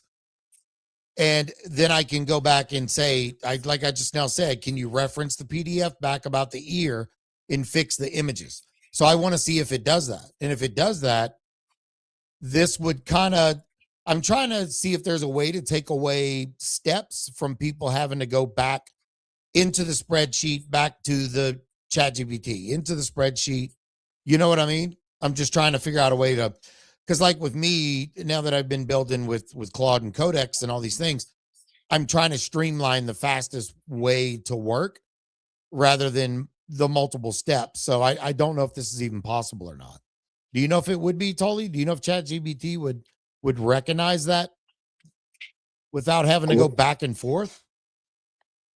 Like would recognize like the ear stuff specifically? Yeah, or just always recognize the guideline set within the PDF. Yeah, I mean, I think there probably should be a companion prompt that you should be including. That like we can generate or like have ChatGPT with the image or the character sheet generate a companion prompt just for your bear. And then that would be something that you could, you know, just copy paste into future stuff at the bottom, just something short. Yeah. Blow that up. Let me see. Oh, let's see here. Oh shit. Yeah, it still didn't do anything with the bear. Why is it not doing anything? Hold on, this fucking thing. Yeah, so it still didn't do anything with the ear. Right there, it's kind of funky, and then maybe there, but it's still not catching. Jesus, you need to open a new chat. Ear. I did, Dejani. You missed that part of the experiment here. This is all just an experiment. I was trying to see if I could take the PDF, put it inside of there, and then have it memorize. And maybe I'll try it within Claude or within Codex or something like that and see what, see if I can get it to memorize and stick to those guidelines and like just give it those prompts individually and say, yeah, because you want it to prompt out a sheet like this, like the one I have in the guides, because that's how it should prompt out. Yeah. It should automatically prompt out like that. So if you can get it to strictly follow the guidelines step by step without having to go back and forth and a prompt out like this, then it'll be good. Yeah. So if I can figure that out, I will definitely let everybody know. I'm going to keep playing with it because every day, like my first 2 hours are either my replying to some post or it's me creating new GIFs or memes. And I usually try and dedicate like an hour or two of my day to trying to create new content around my Bearish IP. And I know everybody doesn't have that kind of time, but yeah, this is great, Piff. I mean, this is great work, bro. Bro, I work from home, man. I'm a stay-at-home dad, have been for about 3 years now. And this is what I do, bro. I create, I make content. I try to show people how to do it, try to teach them. Like I being in this space the last year and a half, man. I want to see IPs grow. I want to see them expand. I want to see community, the members themselves get more involved with the IP and help building the story behind it and being part of the culture instead of just being there. You know, so and this is the steps to do that. No, it is. And it's giving them the tools to do it. So, and not, like I said, not many communities will do this. Not many founders would sit on a stream with us like we're doing now and, try and help, use the tools that others in the community have. And this is just uplifting the community itself. Cause like, Piff could be doing this for any other brand. And instead, you're here with us and sharing your knowledge on this. So, where are we at here? Do you want to keep going on this spreadsheet? Yeah, we're gonna go down. We're gonna create, now that you have your camera angles and stuff like that, you got your full body. We're not gonna focus on this anymore right now. We're gonna turn around and we're gonna download the full body conversion, the front facing, because from here we're gonna take the front and we're just gonna make a few simple scene images to show you guys what the consistency is like and how strict the guidelines are when using the prompts that are provided and stuff for you. Okay. So we're gonna be starting off with some let me zoom out here. We're gonna be starting off with some good morning prompts. So we got like morning coffee by the window. And then you have like this one's called coffee break. So him leaning up against the wall drinking a cup of Joe. And then you have a close up moment, him holding up a cup of coffee, a little close up view, front facing, and then walking with the coffee, him down the sidewalk. So like these prompts are strict guides to only bearish concept and references. That's it. Yeah. You can't use these for any other images. You try to use this for any other images, it's going to turn that image into a bear. These are strict. Create a new image using the provided bear reference image as the only source of truth. Meaning, if it's not a bear image, it's not going to work. So, Oh, wow. Okay. yeah. So make sure you're using this with bearish, because it will the prompt will turn whatever you're using that's not a bear into a bear.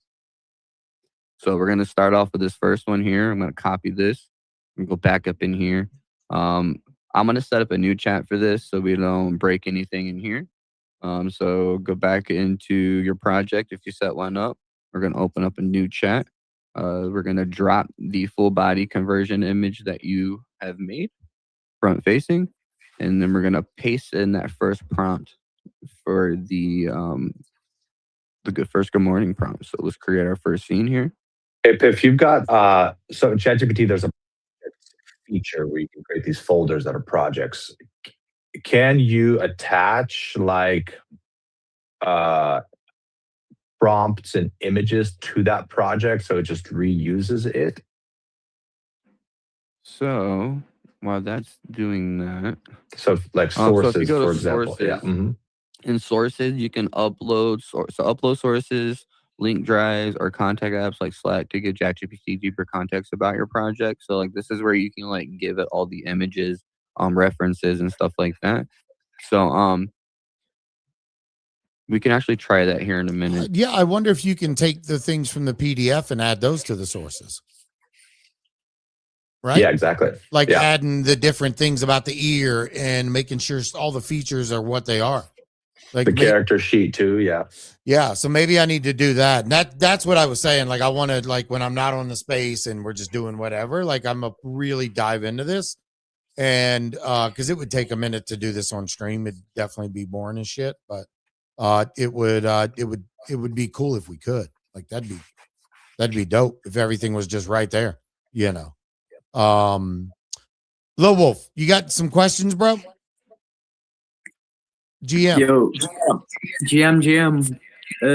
So I was like wondering, maybe I was late to the space, but can we like access the Google Sheet?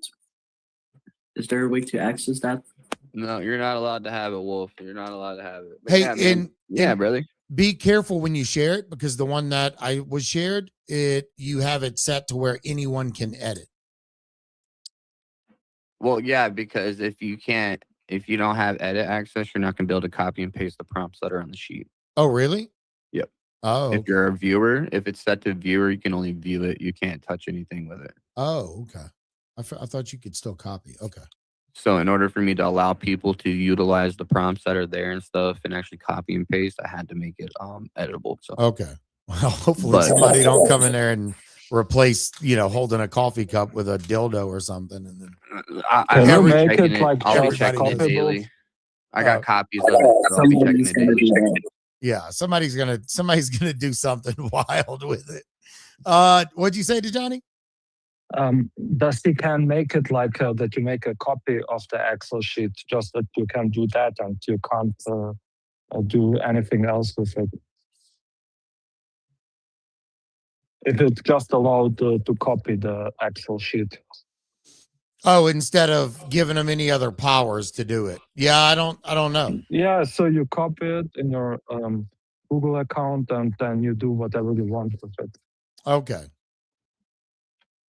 Yeah, I mean, Piff said he's going to check it every day. So, yeah, just use it for what it's meant for.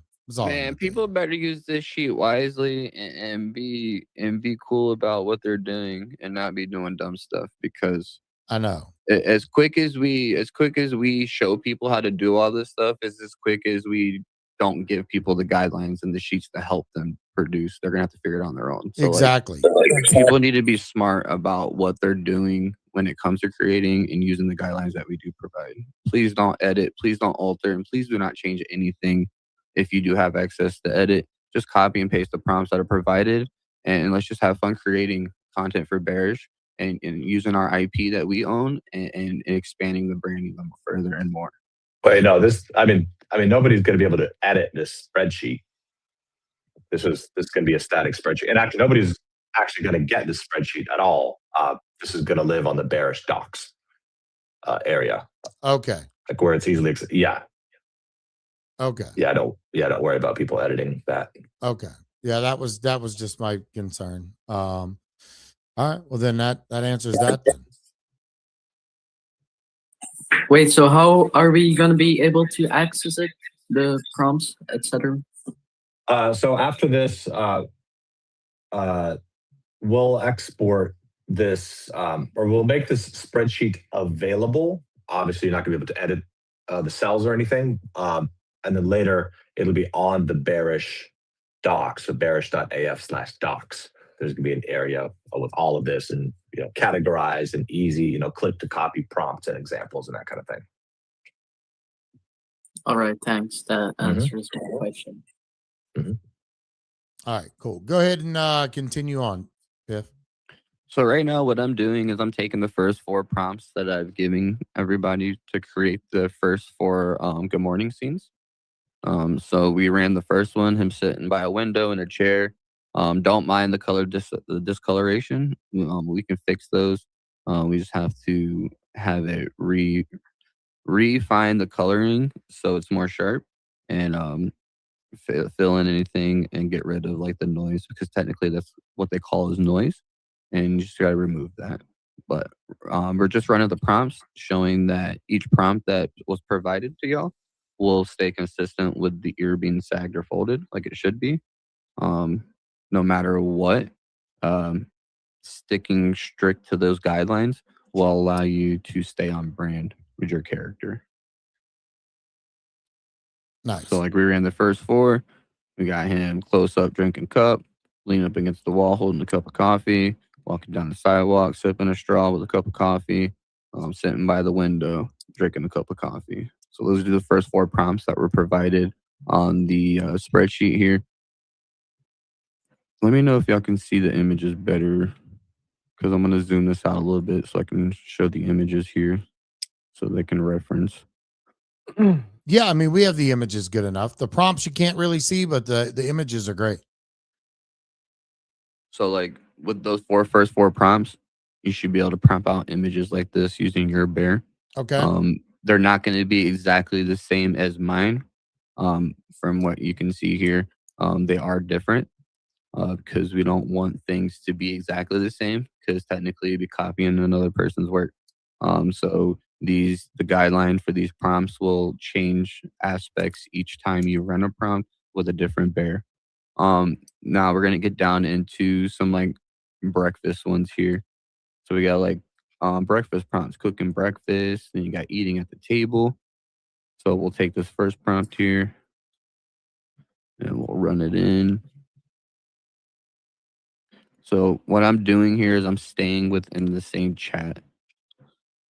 This right here will also help with consistency as well, so nothing gets altered. Because the only thing you're honestly changing here each time you do an image is it is changing up the prompt structure and what the scene structure layout is going to look like. And in these prompts, this bear is a unique IP owned entirely by the user. Oh, wait, so you don't put every time your bear with a new you don't attach the picture every time. No, because and if you're using the same chat like I am right now, you only should have to attach the picture once, your first reference image at the very top. From there, you start putting in your first prompt. You get your first image, want to change it up, add in a different prompt, changes it up. Third image, changes it up. Fourth prompt, changes it up. So like you're staying consistent with what you're using for a character reference. And then when you start getting down into changing things completely, it still stays on brand and consistency. So now he's okay. cooking.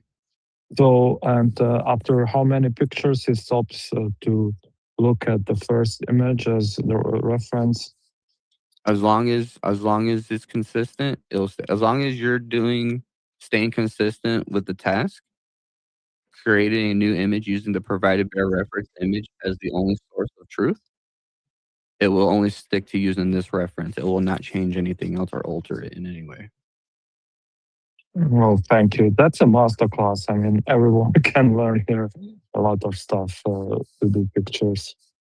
Yeah. Lil Wolf, you have another question, or did you just leave your hand up from last time? No, I have another question. So, does this work like without ChatGPT, Chat GPT Plus, even if it's like limited to a few images a day? If you're only using the free version, you're going to be limited to a certain amount of images per day. But it shouldn't limit you to what you're creating and staying consistency and on brand with everything. All right. Because I have this Plus account, but I also have a few other accounts that are not on Plus that I do use for image creation, and it works just fine still. The only thing with having Plus, it gives you more access to a better image generator compared to the free version. That's the only thing. Yeah, because you're probably on 5.5 right now, right? Yep. Okay. I'm on the newest. Yeah. So that, and with their newest release, it allows you to stay at one thing about their update is allowing people to stay more consistent with a character reference and the brand and what it looks like. Because if you really think about it, ChatGPT right now is trying to be on the same level as Gemini when it comes to image generating, because Gemini was the go-to for being on brand and staying consistent. Now ChatGPT dropped their new image generator, and now they're stepping up the totem pole, and now they're staying on brand and consistency on top of everything else they already provide for users. And people are going back to ChatGPT to create images. So, which is allowing ChatGPT to take all that data from everybody that's staying on brand and consistency and allowing their tools and their bots to help the user create their content or build out what they're building out. Yeah, because what was it? I would use Gemini a lot. Like I was using Gemini as like the base of doing a lot of things that I was doing for creating the images. And then I would take them into Grok and have the videos made. And now I can't even remember the last time I used Gemini. And Nano Banano's like really good too. So like, yeah. The 5.5 is just pretty wild though. Yeah, once 5 point. So here, this is the funny thing about this. The first week of me working on this sheet, I was working on the bot before 5.5. All right. So I had everything strict guideline to 5.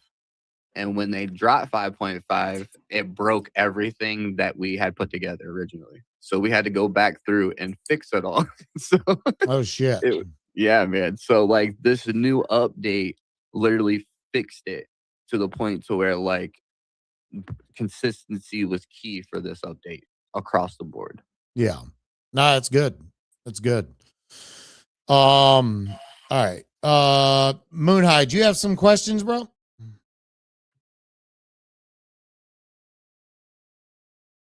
Moonhide? But yeah, man, when you guys get these prompts, I want to see some of these examples I provided for you on the timeline, man. I want to see what you guys come up with. Oh, I can't wait. I got to go back and watch all this because I've been at work, but I'm actually really excited to start doing all this kind of stuff. I already know why Wheels on the Bus is here. Kenny, you owe this guy money. Bagel, dude, I just saw your DM. Welcome to Reality Check, brother. I haven't spoken to you on Spaces before, so I wasn't bringing up anybody I don't know on the space today, but I know from your DM that you're on subject. So GM and welcome. Oh, yeah, appreciate it, bro. I've tuned in here a little bit. I change my PFP all the time. So, you know, I'm a little hard to recognize for people I don't know. But for those of you who don't know, I'm Bagel. You know, I feel very strongly about this topic. I do a lot of 3D stuff as well. I do a lot of video creation. And I use a lot of different layers of AI to do these things. And the reason why I like this conversation so much is because it revolves heavily around character locking. And this is something that is very, very difficult to do. I use Gemini for a lot of my photo stuff, like converting from 2D to 3D, but I've noticed that GPT did in fact step it up. So I've been using that a lot more. But the first thing I do when I want to make content with regarding 2D images, like 2D assets, like just any NFT, really, most of them, I make them 3D, and it can sometimes take a really long time. And what I've noticed is that with Quirky specifically, it gets the antennas and the rings wrong. At least Gemini does. I actually haven't really tried GPT with my quirks yet, but character locking is really difficult. And and if I can do a lot of this like 3D stuff, like honestly anybody can, because like I'm not like I'm pretty technologically good, but ultimately I'm just a good writer. So I'm able to put that to good use in my prompting. And for my stuff, I do almost everything by hand, all my prompting by hand, for the most part. Like every now and like when I create videos, I do use a timeline prompter on GPT to create that prompt for the timeline per se. But when it comes to like pictures, especially, or just getting the assets into 3D, I do that stuff all by hand, just because I enjoy it. There's a lot of problem solving associated with it. And it's really just interesting to see how these AI platforms are progressing in terms of, like Piff said, staying on brand, right? Because it's a huge problem. Like we all want to bring our 2D assets to life, but we don't want to do it if it's not curated properly in the 3D render, right? Like you don't want all these errors and all these things that, although they might look cool, they're very off brand. So it's cool to see GPT stepping it up there, starting to remember a little bit more of the intelligence that it's been given regarding this character locking stuff. It's very, very important. And when it comes down to character locking and staying on brand, I do all that by hand as well.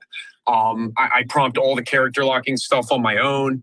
I really enjoy it. It's just something to do. It's a lot of problem solving.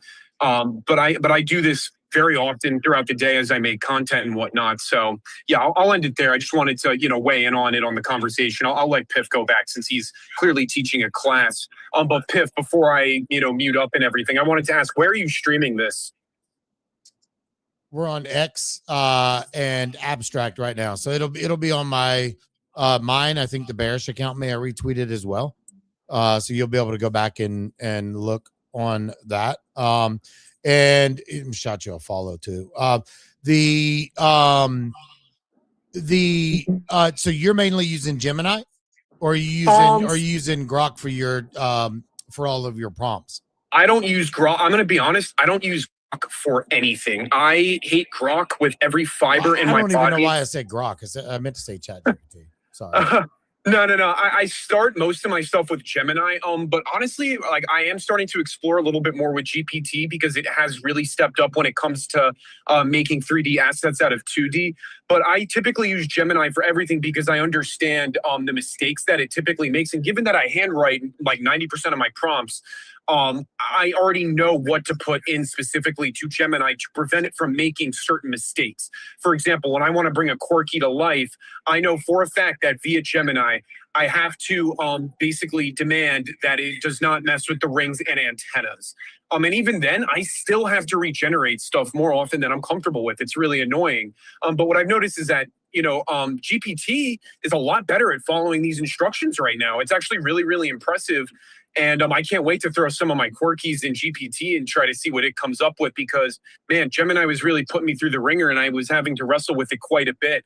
But when it comes to bringing, the 2D assets to life, yeah, I would say right now I'm about 80% Gemini, then maybe 20% GPT if I really just can't get Gemini to do its thing. And I want to say also that there's a huge level of importance in making sure that you're using new threads when if you have to regenerate things, sometimes it's best to just copy the prompt and start a completely new thread because what I've noticed is that any AI platform, whether that's Gemini or GPT, they will eventually hallucinate based on the amount of information being given to them in the in the original conversation that you're having with it, which is very, very frustrating. So you always want to try to open up as many new ones as possible. And better yet, when it comes down to correcting things, I heard this get mentioned earlier. In my opinion, the best way to do this is to just edit the original prompt and have it regenerate.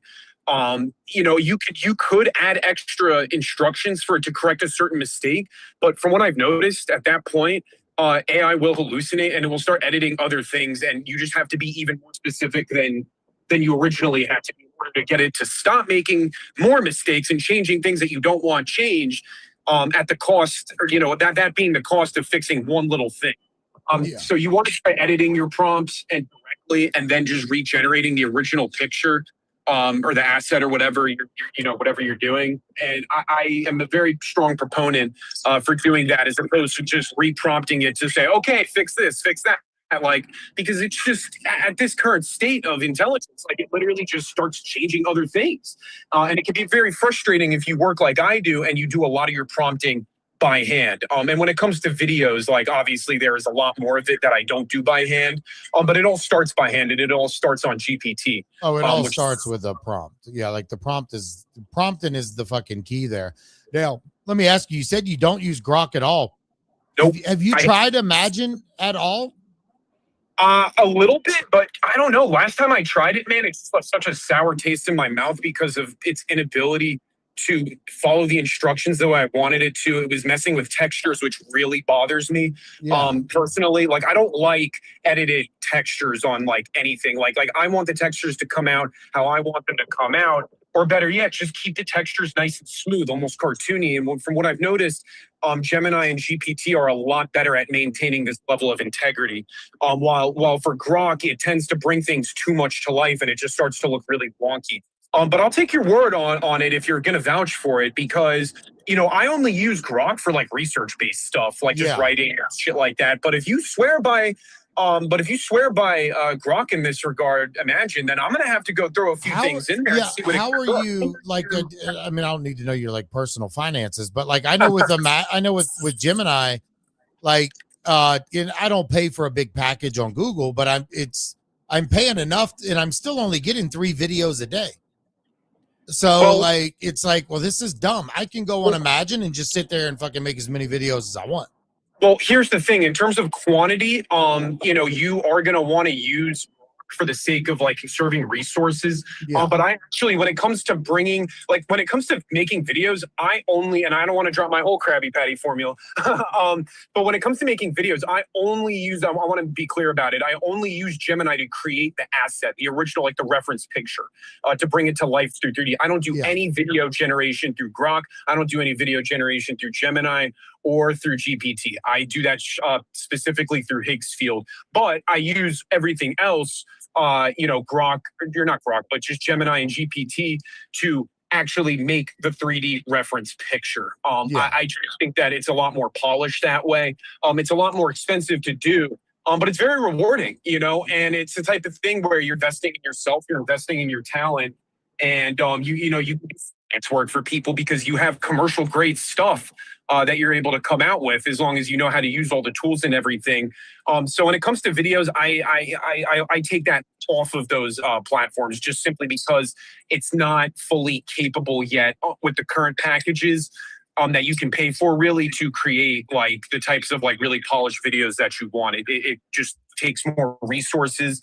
And, if you were able to do things like that, like what you can do on Higgsfield, if you were able to do that on like Gemini, you'd have to buy a package that is entirely more expensive, which people just kind of aren't really doing, I guess, in that regard, unless they're going to Higgsfield or maybe even Claude for that matter. I think it also depends on the content. So like for me, when I'm trying to create a new GIF, I'll use Chat 5.5. It creates the images. I do almost like a storyboard. I have my starting image, my middle image, and then either my first image is my end because I need it to, I need it to end where it started, or I'll create an end in image. Then I'll take those images along with the prompt that I get from Chat and put that into Grok. For the most part, it usually dials it in. Like you got to refresh a few times because it gives you shitty versions. And then from there, I save it. And then if I want to add text and other things like the styles that I use, then I'll bring that into Canva, save it as a GIF. But now with this records deal going on, I need video content too. So the thing is in Grok, it saves it as a video.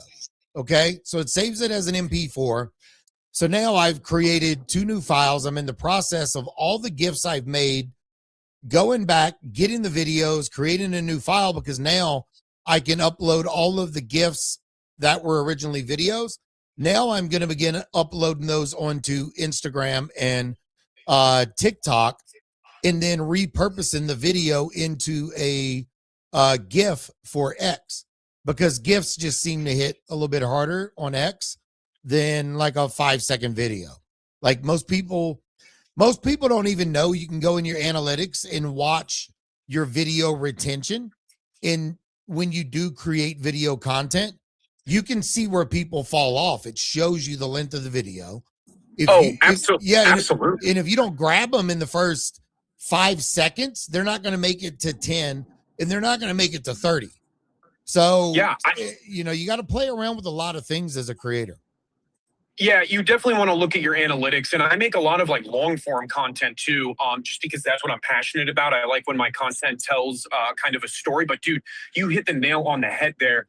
Because I do look at my analytics, and man, like some of my stuff, it's very hard to get in. Now I'm kind of lucky because, I got a nice following of people who really like my content, so I can retain to around 9 or 10 seconds, which is great. But anything after that, dude, it's like insane. Like there are some videos that I make where like the drop kind of like where shit really starts happening in the video will happen at around 10, 11, 12 seconds. And then boom, it just falls off of a cliff. And I'm like, you're missing the best part of my whole video, and it just goes into attention span. It's a little frustrating. Well, and that's more just like it's attention span. And then right there, you got to realize, okay, my hook isn't fast enough and I need to get to the point quicker. And that way they're not, scrolling like that. You got to have them stick on your content. Yeah. And those are the things that I try and change. It's like people already know who I am. They're following me. They're watching the video for a reason. So like get to the damn point. Don't monologue in it, and and it's go ahead. I was going to say, I'm sorry. Like part of what makes it challenging for somebody like me is like my content is also heavily centered within music. So, if there's a song that I'm using and like a drop doesn't happen for that like 9, 10 seconds, then I have to trim down the beginning of it in order to get to the point a lot faster, kind of to your point. And that kind of thing.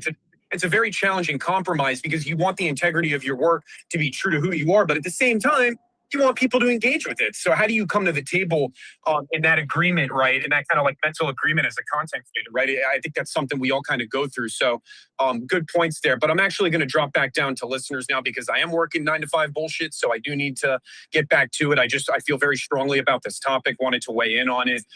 Really appreciate you guys letting me up and happy to meet everybody here who I haven't met. Just sit up here and farm the stage, dude. I'm working 7 to 7, but I'm still here. You're good. And I followed you that way. I know who you are for next time. That way, because we get some grifty. Yeah, we get some some shit up here. So yeah, of course. Well, I do love your spaces quite a bit. I have floated around, so happy to be up here. Happy to meet you guys, and I look forward to showing up more. Very interesting topics here. You have a lot of good people up. So cheers, guys, and see you later. Yeah, thank you, bro. Bagel, one question. So you do all your videos with fixed field? What you're asking me if I do all my videos with Higgsfield? Yes. Yeah. Straight up. Yeah. How much you pay for that? Is it expensive there? Yeah, so I pay for a yearly package. Instead of doing it by month, so it's like I want to say the package I got, and they do a lot of like different like percentage discounts. Like they try to shave a lot of the costs off. But the package that I logged in for the year, I think it was like, I want to say $380 for the year. So yeah, I mean, look, dude, it's expensive. And then making the videos, like they give you monthly credits and whatnot, and you have to use those credits in order to make content. And the nicer the content, the more expensive the credits are going to be to use, man. Like there's no denying it, especially regarding Seed Dance, very, very expensive to use. So you want to make sure that your prompts are very, very polished. So then that way you don't have to regenerate and use more credits. So look, man, I mean, none of this stuff is cheap. It's very expensive to use, but it's very rewarding because, like I said before I started diving into some of this stuff, like, people will pay for freelance work and whatnot from time to time if they like what you're doing. And it's very rewarding to have those kinds of things like come up and whatnot. But overall, man, I pay for these things because I'm very passionate about it. Like I want to make clips that I really like watching. Like a lot of the stuff I make, I watch over and over again. And it's not even perfect. Like I don't even act like it's perfect. Like a lot of it has some flaws in it. But I'm still proud of it either way. And you can really, and certain flaws, you can really work into the lore if you really want to, as long as it's cohesive. You know, you don't want to just get uses for shitty mistakes and try to write it into the lore and expect people to buy it. No, but there are some things that are like, okay, like this kind of makes some degree, like we can explain this in the lore for this video when people are talking about it, whether it's in a space or whatever. But man, my package was per year. So, and obviously that stuff is subject to change. So, I'll have to pay attention to it as the year rolls around to see if they try to jack up my billing, because if they do, we gonna have some problems and I might be looking for something else. But, Higgsfield's got all the tools that you could really, possibly need for this stuff. So I couldn't recommend. Nice. Yeah. I have a buddy that just signed up with another friend and I think they're doing like $140 a month, and that is like a business package to create videos over there, and it's quite costly. I'm gonna stick to the way that I'm doing it now because that one I can afford. So and it's just I know the workflow. So all right, Piff, let's jump right back into it really quick because I know I gotta jump. Oh, do you totally? I gotta jump, fellas. Yeah. You guys can keep going. After you're done, we'll compile this stuff. We'll post it in the Bearish Discord, and people can get to creating. Nice. Okay. Well, totally. We appreciate you coming up here. I'm not sure how much more Piff has to get through, but I know the space has been long. Actually, guys, me too. I will have to bounce. Spike, I appreciate it, bro. Thank you guys for coming up. Yeah, thank you both for coming, Tully. I'm so sorry I haven't sent those feet pics that you paid for. They're coming right over tonight, buddy. Anyway, thanks. I want a refund. Now, on Friday, Tully, we're doing this again, right? Yep. Yeah, we're going to do it again. And, you know, so between now and Friday, play with the images, get some stuff created, you know, kind of nail down your character. And then come Friday, we're going to be playing with some video stuff. So Piff, what are we going to use for video? Is it Creo or Higgsfield or Cling? Cling. Okay, Cling. Cling 3.0. Cool. Okay. You will need an account. Okay. So definitely get an account. Make sure you load up on a little bit of credits. If you sign up for a monthly account, they give you credits for that month to use. But trust me, get clean, set up your account, and get ready because we're about to have some fun. I'm actually going to be showing you guys 3 videos that I've made myself with my bears recently, and what you guys are going to be looking forward to come here soon. So what's gonna happen here is like, I mean, first of all, just a reminder, there's a campaign going on. You're competing with other people. I mean, you don't have to look at it as a competition, but at the end of the day, there's some money on the line. There's some burr that we're going to be rewarding to the best content creators here. So we're teaching you how to create content. You could win some money, and you're going to learn like how to do this stuff. And this is permanent knowledge that will benefit you forever, right? So, so we're excited for it. Yeah. Go ahead, Jesus. No, I know. I mean, bro, it's exciting. You're giving everybody the tools to succeed. Now it's a matter of if they actually do it. And on top of that, I mean, the tournament, it's not a very long tournament, guys. So you don't have time to fuck off here. Like, if you're going to lock in on your content and start elevating what you do, and if you're a so-called creator in the space, like, you need to pick some time instead of watching your favorite Netflix show and essentially just lock in like here. Because every post that anyone's doing right now, I mean, they're gaining points. And Spike, how often do the points update? Is it every 24 hours? Yeah, so they're updating on the moment we scan the content once, then day +1, day +2, day +3, then day +7, then day +14. We update them pretty frequently, basically. Okay. So if your views and stuff are not fully updated, really don't worry, it will get before the end of the campaign for sure. And we'll make sure to also update one last time before we close the gates. I need to run, guys, but just wanted to say super inspiring to see how you guys create content around the Bearish brand. Super happy that we are launching this with you guys. It's really, really amazing. Also, all the content that you guys are creating will be permanently attached to the Bearish brand and also to your NFTs on record. So it's not just for the campaign, but you're also creating content that will be useful for the IP and for the growth of the IP on the long run. So super bullish on that, and yeah, bullish on bearish as always. Thank you so much for having me and for all that. Yeah, thank you, sir. Spike. Yeah, we appreciate excited it. for this, and yeah, just a little like there's gonna be a lot of engagement on this stuff from myself, from Scotty, from Bearish, from the entire Bearish community, from the Persona team, et cetera, et cetera. So, so pump this stuff out. And thank you, Jesus. I'm an idiot, Kenny, for having us. Piff, thank you for your knowledge. Excited for Friday, and excited to see what happens between now and Friday. Yeah, bro. So am I, man. Yeah, thank you for coming in, Toli. We'll see you on Friday, same time. We'll get that knocked out. Piff, did you have more to cover today or no? So I am going to be, I will say this. I was, while everybody was talking, I was over here working on a prompt to fix the discoloration and stuff. Okay. So there will be a master clean 4K to 8K style recreation prompt. So it'll clean up the noise a little bit. I'll polish up, make it more detailed so things stand out more. Nice. So we were running it here while you guys were talking. So it comes out pretty clean. So I'll be adding this to the sheet as well. Okay, cool. Yeah, so y'all have this to use. Okay. But I also wanted to show you guys what you guys will be looking forward to come the end of the week on where we're going to be going. Yeah, a little sneak peek here. Go ahead. Question. What's that, Johnny? I have one last question.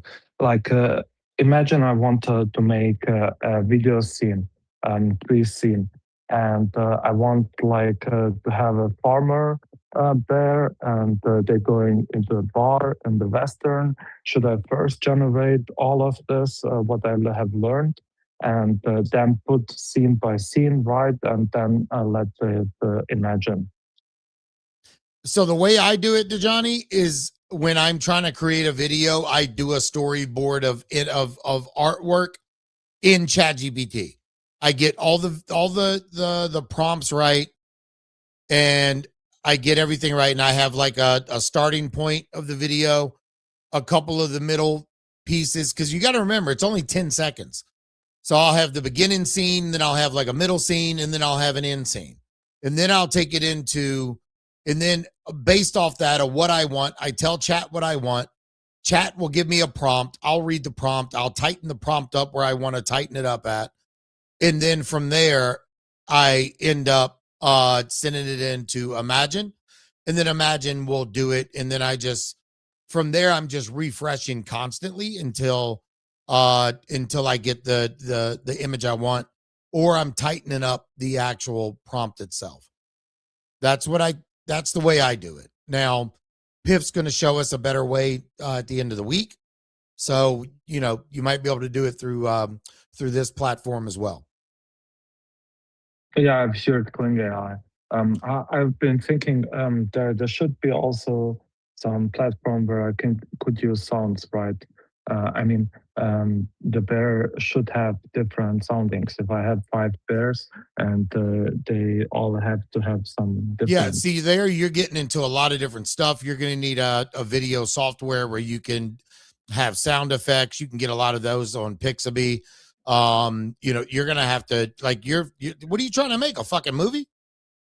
Like an actual movie? I've been thinking about small clips, which I will go to TikTok and make them. Yeah, nice. Okay, go ahead, Piff. Like are you watching Cheese's stream anywhere? Oh yeah, I do. No, are you watching it right now? Yes. No. All right. So do you see what's on the screen right now? Yes. So this is what you guys are going to be. This is what you guys are going to be learning by the time we're done with all of this. Yeah. Click on the video. Yeah. Do you not see the video? No, he didn't click yet on the video. I mean, you have maybe. No. There's a delay. There's a delay. So. Oh, cool, bro. They're dancing the disco. Yeah. So see, you'll be able to have your fucking farmers walking into whatever you're trying to do there. I don't know what you're trying to do, but yeah. So we're gonna cover that on Friday, Johnny. So make sure you're here. Hopefully, it's 1st of May. We are demonstrating here in Europe against for for worker laws, everything, and we'll see. So you're going to be out protesting. Okay, well, I can't help you there. Yeah. Bagel, go ahead. I know you came back up. We were talking about videos. Yeah, I just wanted to make a quick remark that Piff said he was going to be teaching people this on Kling, and Higgsfield also has, like, Higgsfield is basically a hub for all these tools. So if this is something that you guys really, really like upon like learning more about content creation, Higgsfield has Kling on it, which is really, really cool, as well as other stuff. So it's more of like a hub for everything. Like Higgsfield itself is not the tool, it's the hub for all the tools. So pretty cool stuff. Just wanted to make that apparent before, people start going and paying for Kling. Like, you might be able to do that more cost effectively on Higgsfield if you really, really wanted to, depending on the package you get. So just wanted to put that out there before I drop back down permanently. Cool. Sorry, guys. No, all good. Man, someone get that everything bagel out of here. Yeah. That's pretty I good. am an everything bagel. That there's no doubt about that. So I'll take that as somewhat of a compliment. Yeah. What cream cheese is this man talking about? Yeah, I don't know. That's pretty good. He kind of sounds like Notice a little bit. Don't you get that? A little Notice. No, I don't know. I don't Literally, think so. no one here knows who notices. Yeah, or no, not. nobody. You do. Reference for the 4 creeps left in space. Yeah. All right. While everybody's in here, I want to remind everyone to get signed up on the reality check Bearish Blinko leaderboard. We have prizes stacking. We are going to be adding more there in the next week or so. From Brother, what you should have shilled our referral link when there was 4,000 people in this what I'm space. being told is that the leaderboard is going to be here pretty quickly. I think with next week is what I've seen. So we'll be able to get that information out hopefully pretty fucking soon. But Piff, I'm excited about Friday to be able to start learning more about Kling and the video side of things. So am I, man. Like, it's very exciting. Like, when I first joined Bearish, dude, like, a lot of people were just starting out with AI, didn't know what they were doing. To this day, a lot of people who back then still don't know what they're doing. So making these guidelines, teaching people how to prompt correctly, how to set up their reference the way they want it to be and be strict about it, for me, is the way to go. It allows people to actually create content in their image that they want it. And it allows them to bring an idea that they have to life and create content with it. So it's definitely something I'm very passionate about. I'm very passionate about AI. So like, I'm very passionate about teaching others as well. We host I host a Tuesday space about AI, teaching people everything there is to do with AI and what's going on. So nice. If you ever want to pop into it, geez, let me know, man. I'll send you over the link sometime. Okay. And we'll get you in there, dude. Hey, hang out with us. Let me ask you something. All right, go ahead. If you go down to the purple pill, I posted image of a old NFT project called Dob. It was on a Say network. And one thing they had that was really dope was all you had to do was type in your ID number. And a couple projects had this. But his Dobbs was different because they actually made GIFs for all different types of things. And if you zoom up on that image, it's like a gray image. It's got the blue guy speaking behind the podium there.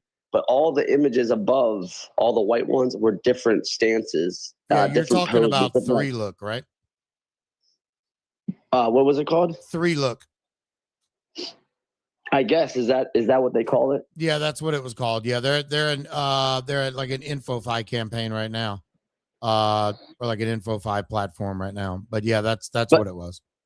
But I always loved that. I loved how it was so easy to do like different, items of your using the IP of your, in this case it was the Dob. But I always thought it was easy and sick, and there was just so many they could have done, but no one does that anymore. I don't know why not. I just think content's evolving, bro. Content's evolving using AI. It's pivoting to video. You see what X is doing. And yeah, it's just massive pivots. So that would be my guess. Yeah. All right, cool. Kenny, are you even still with us? Kyle, there's no way. I'm here. Oh, yeah, I'm here. shit. All right. Well, good. I didn't know if you were or not. All right, Piff, do you have anything else, my man? Or are we No, good that's for it today? for me, man. That's All right, it. cool. Well, We're gonna get the spreadsheet and everything together, so people can actually start using it. We'll get it all in the Discord, in Bearish Discord.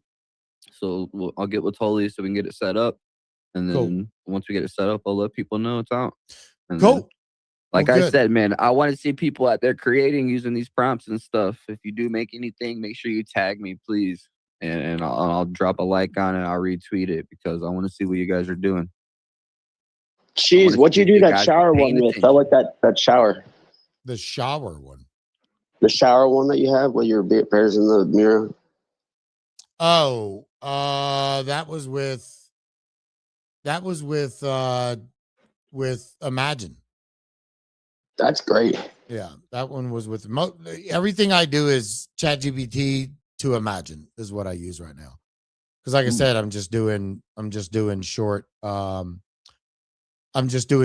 animations. So what was the name of the video that bread guy used? Do what? Oh, Bagel? What? Oh, Higgsfield. Yeah, he's using Higgsfield. Higgsfield? Higgsfield, yes. Can you just type that somewhere? I can't really understand it. Like Higgs, Higgs field. It's everywhere. If you type that in on your timeline, you're gonna see every. Did they get their X account back? I don't even know if they did. I know their X account got suspended, so I'm not 100% sure. Maybe type AI afterwards, or you're gonna end up with a bunch of science shit. Anyway. Yeah.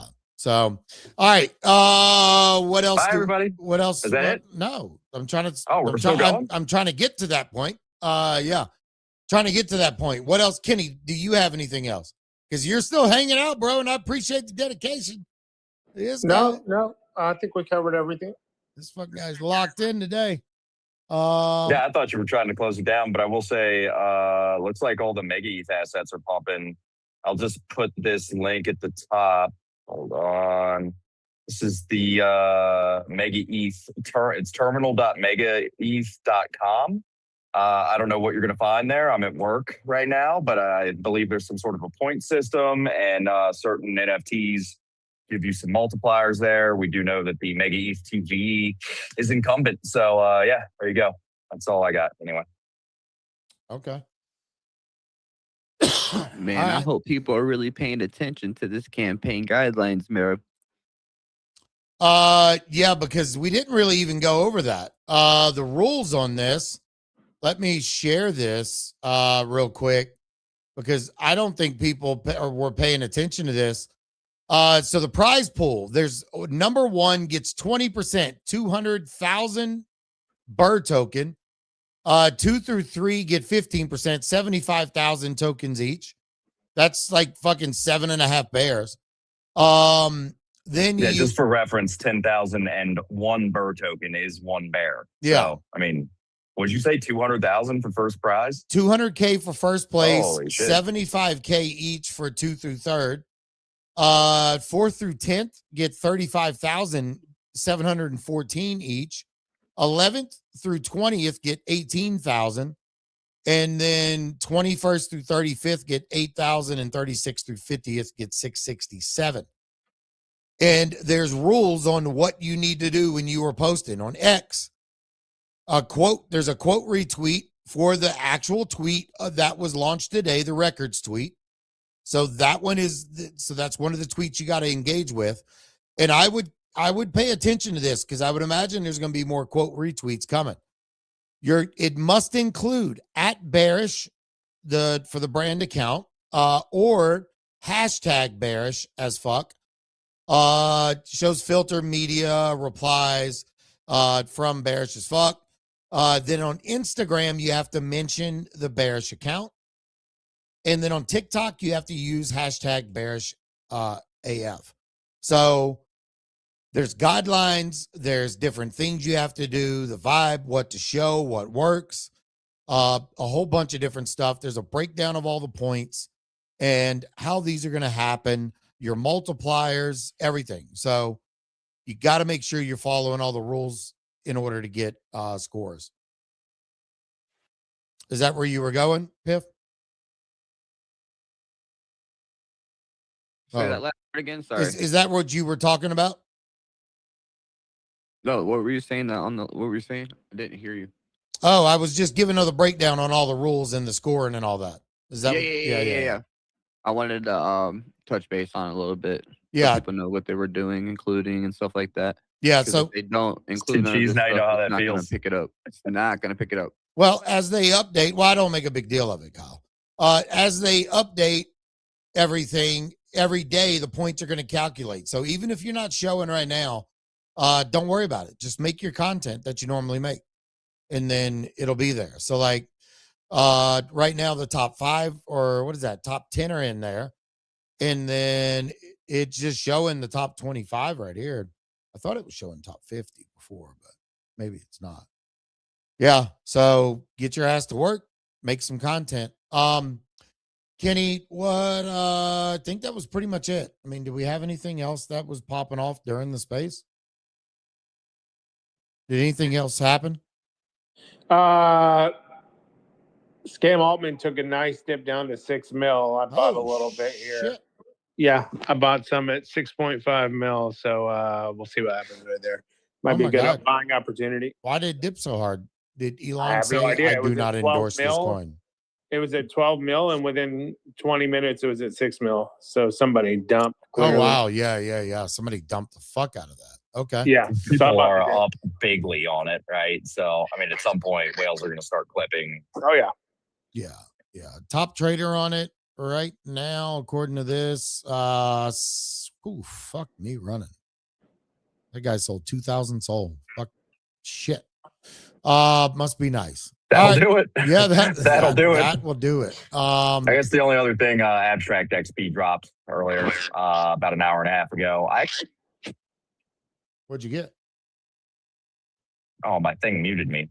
I got about 32 or 36,000. I got over 30,000 XP, and I didn't even do any transaction farming. So I don't know. Abstract is healing. That's more than you thought you were going to get, right? Yeah, I thought I was going to get almost nothing. I was going to be surprised if I got more than 10,000. Now, granted, last week I had like 60,000.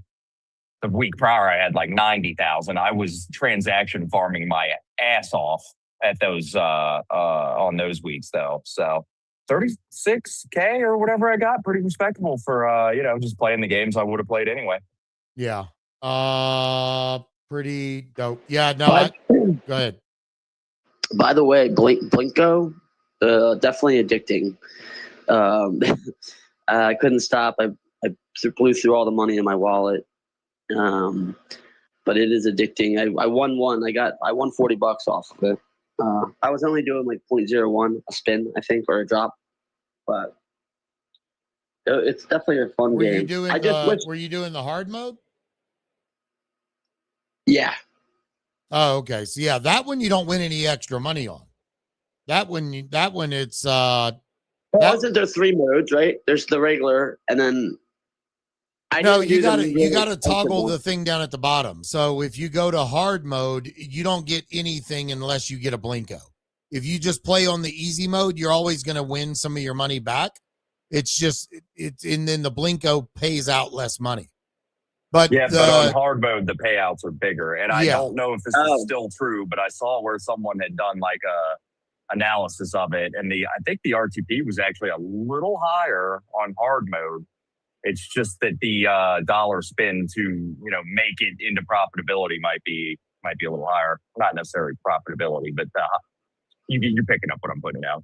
Yeah. Oh, okay. So I should have been doing hard mode. I guess I'll do hard mode next time. Well, on that one, like I said, you have to be careful because you only do hard mode if you have enough ETH to take like 20 spins or something at a time. If you've got one spin in your wallet worth of ETH, and you don't hit a Blinko, you're not going to get anything. Yeah. So just keep that in mind. But if you have the ability to, play the game 20 or 30 or 40 times, then hard mode's the way to go. I had about 0.07 ETH in there.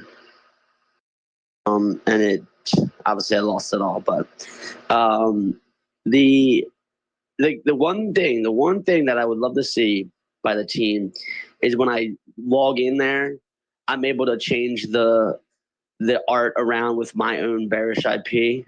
I think that'd be kind of cool. which is possible to do. Oh, you're talking about on the not- Blinko thing? Yeah. You want to be To have like, you want to be able to I have want your my- bear up there spitting out. yes, Shit. exactly. It's not a hard thing. It can happen though, but They would have trust to me. back end load fucking every bear NFT in there, and then figure it out. Hey, I don't know. I'm not a developer, so I couldn't claim that it's an easy. It'd be kind of hard because your bears, if they're staked, aren't even in your wallet. So it wouldn't necessarily, I don't think it would be able to see what bears you own. Yeah. Right. Most of the bearish collection that's owned by holders are all staked on a Borean. So it's not going to be able to identify what bears you have in your wallet because they're not in your wallet. Yeah, I agree. Oh, the stakes. Yeah, you're right. Yeah, I agree there. All right. Cool idea, but not practical. Bro, on top of playing Blinko, I did Mog, Moody Madness, and Rug Pull Bakery. I got 207,564 XP this week, Kyle. So that was definitely my biggest. You said you got what? 250? 207,564. 207,000. Holy shit. Dude. Yeah, it was a new all-time high. Holy shit. Yeah, massive cook on that one. Yeah, so. but how much gas money did you blow through? I mean, I don't know because I won on Blinko. With Moody Madness, I didn't do a lot of drops, but I had my agents running the entire time. With Mog, what did I get aside, on Mog? I mean, because it's going to be hard to tell. I don't know. Probably between that and Rug Pull Bakery. Yeah, Rug Pull Bakery is what I'm curious about. Yeah, What'd but you spend on that? Well, on the last season, I think I spent about $160, somewhere around there, and I got back almost $200 in prize money. So, like, I'm spending the money, but I'm getting it back.